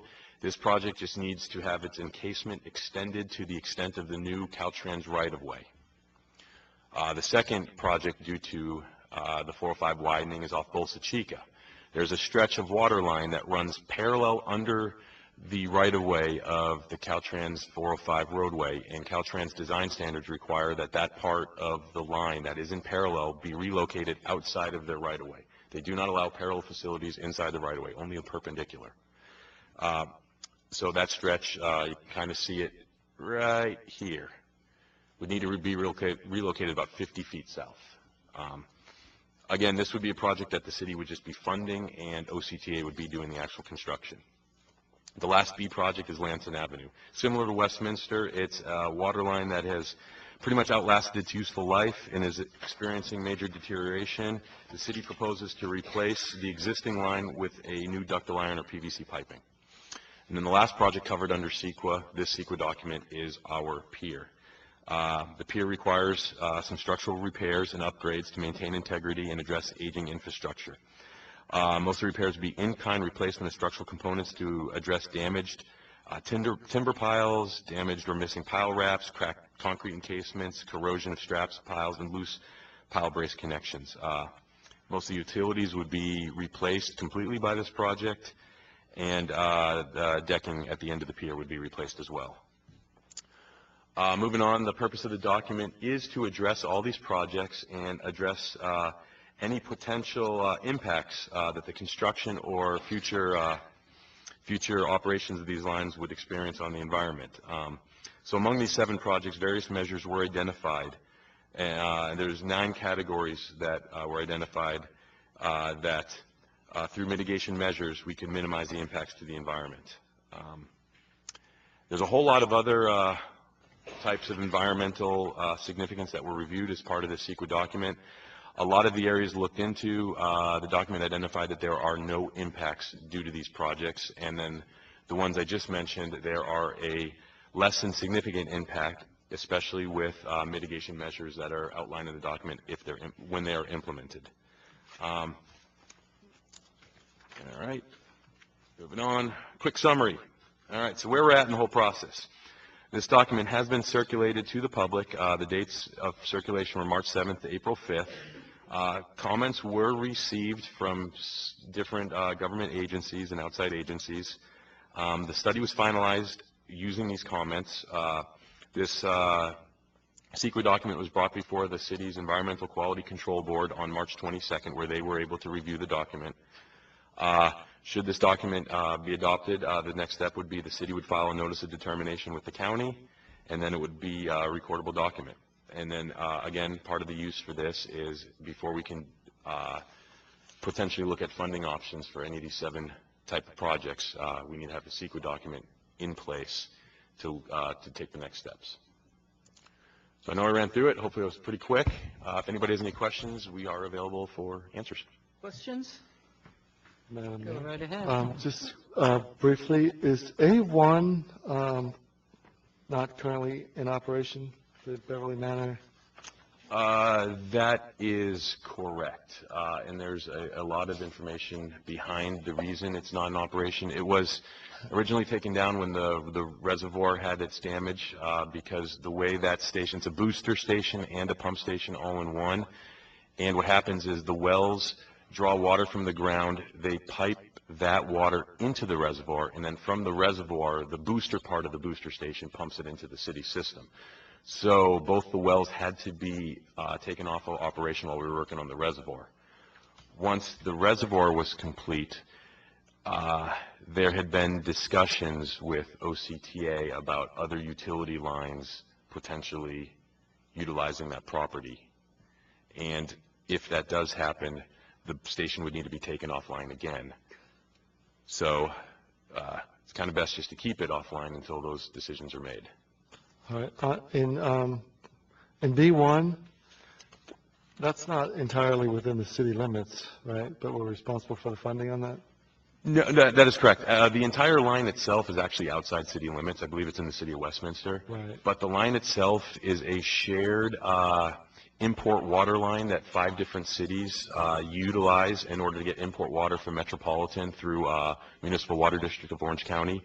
When that line has to be relocated, all the cities would, in essence, pay their share that they use the line. I believe our share is about 14% or so. Okay. And then on B2, how would that affect the work on Westminster Avenue paving project? It's a good question. Depends on the speed of certain funding and designs, but yeah, I've studied this, and we have a grant for Westminster, which had a deadline, right? And which essentially had a deadline this year. This was identified in 2012 as a candidate based on useful life. I've studied it with the operations. Unlike Lamson, which we definitely have a deteriorating pipe, and I've looked at the actual coupons, this is just a candidate for consideration. It's reaching its useful life. Doesn't mean it's going to switch off. 2019 was the proposed replacement date. And of course, our grant, we received the grant in 2015. It has a deadline this year. So it would have been nice to bring the two together, but there was no way to bring it together. And this is also a candidate for trenchless technology. We looked at that. It's not, you replace lines because of useful life or there's a hydraulic problem. There's no hydraulic problem on this pipe. In fact, there's more capacity than we need. We could probably do a trenchless on it, which is going to save us money. And just because it says 2019 doesn't mean, based on everything I'm seeing, the history of the maintenance records, it could go another 10 years, very easily. Is the water line on the westbound, eastbound, or center line? Do you know offhand? Eastbound? It's on the eastbound. I believe the number 2 lane is closest to the curb. Okay. Yeah. All right. Thank you. Any other questions? Yeah, couple. Councilmember Deaton. When will Beverly Manor be back up and running? I don't really have a specific date to give you on that. It depends on a lot of outside functions, a lot of outside decisions. Okay, because we're still tied up in all of the different things going on in that area, or? Correct. Okay. Is OCTA contributing to the cost of moving any of the infrastructure due to their own construction? Potentially. We have some what we call design exception requests into OCTA to potentially either have them waive the requirement to move some of these lines or have them contribute. Those decisions haven't been made by OCTA yet, but we're still working with them. Okay, thank you. Any other questions? Okay. Can we have a motion?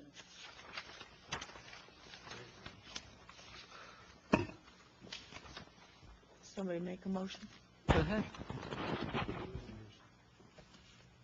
That the City Council adopt Resolution 6736, adopting mitigated negative deck for water infrastructure capital improvement projects and mitigation monitoring and reporting program. I'll make that motion. Second. Second? Okay, please vote. 5-0. And we're done. We're adjourning to the City Council meeting of Monday, June 12th, 2017, at Mayor. 5:30. Need to see if we have any additional public comment. Oh, I'm sorry, I forgot oral communication. I take it back. Those that stayed that want to comment, we cut it off, as you know, a while back. If you'd like to comment now. Okay. 3 minutes? You waited a long time. I did, and I'm an engineer. Oh, boy. Yeah, but corporate America is completely different from the city, but yeah, okay. I'm going to make it really quick, and I do thank you for allowing us to, as a non-resident, attend and make our comments concerning the LA Fitness project. And let me go down my quick notes. Can you state your name for the record? My name is Ahlstrom Golden, a former resident of College Park East, 4296 Dogwood. I'm now in Rossmore. I've been in the area for over 25 years. I've been a member at a gym since, who knows, Sports Connection on Bellflower. And what I've noticed is with the homeless. Now, I believe if you saw the news yesterday, there are more Americans that have car loans than mortgages. And it's very cheap to get a gym membership. I'm a member of 2 gyms, 24-Hour Fitness and Anytime Fitness in Seal Beach. But I attend more, I'm more Anytime Fitness. And what I've noticed, because I get to the gym at 5 o'clock in the morning, used to be 4:30, is that you will have homeless people, and they're working poor, and not, going to blast the homeless people. I sympathize with them. But it's more affordable for them to get a membership, a gym membership, and live in their car because it's affordable, they can afford a car. And what I've observed, if you go to the gym at 5 o'clock in the morning, as I did, I saw a van at Anytime Fitness.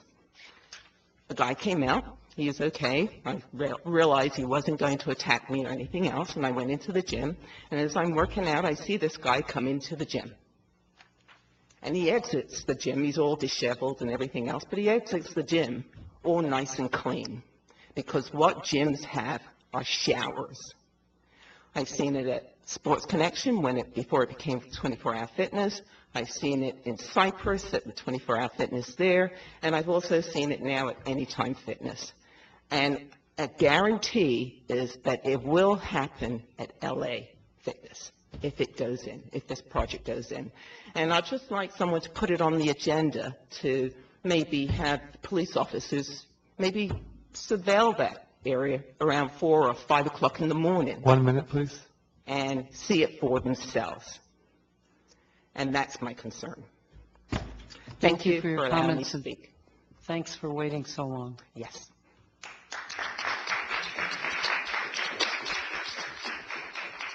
Anyone else? Okay, seeing no one, we'll adjourn the meeting. As I was saying, to June 12th at 5:30 to meet in closed session if deemed necessary. There's a budget session at 5:30 this coming Wednesday. If you're interested in that, you're welcome to attend. Thank you.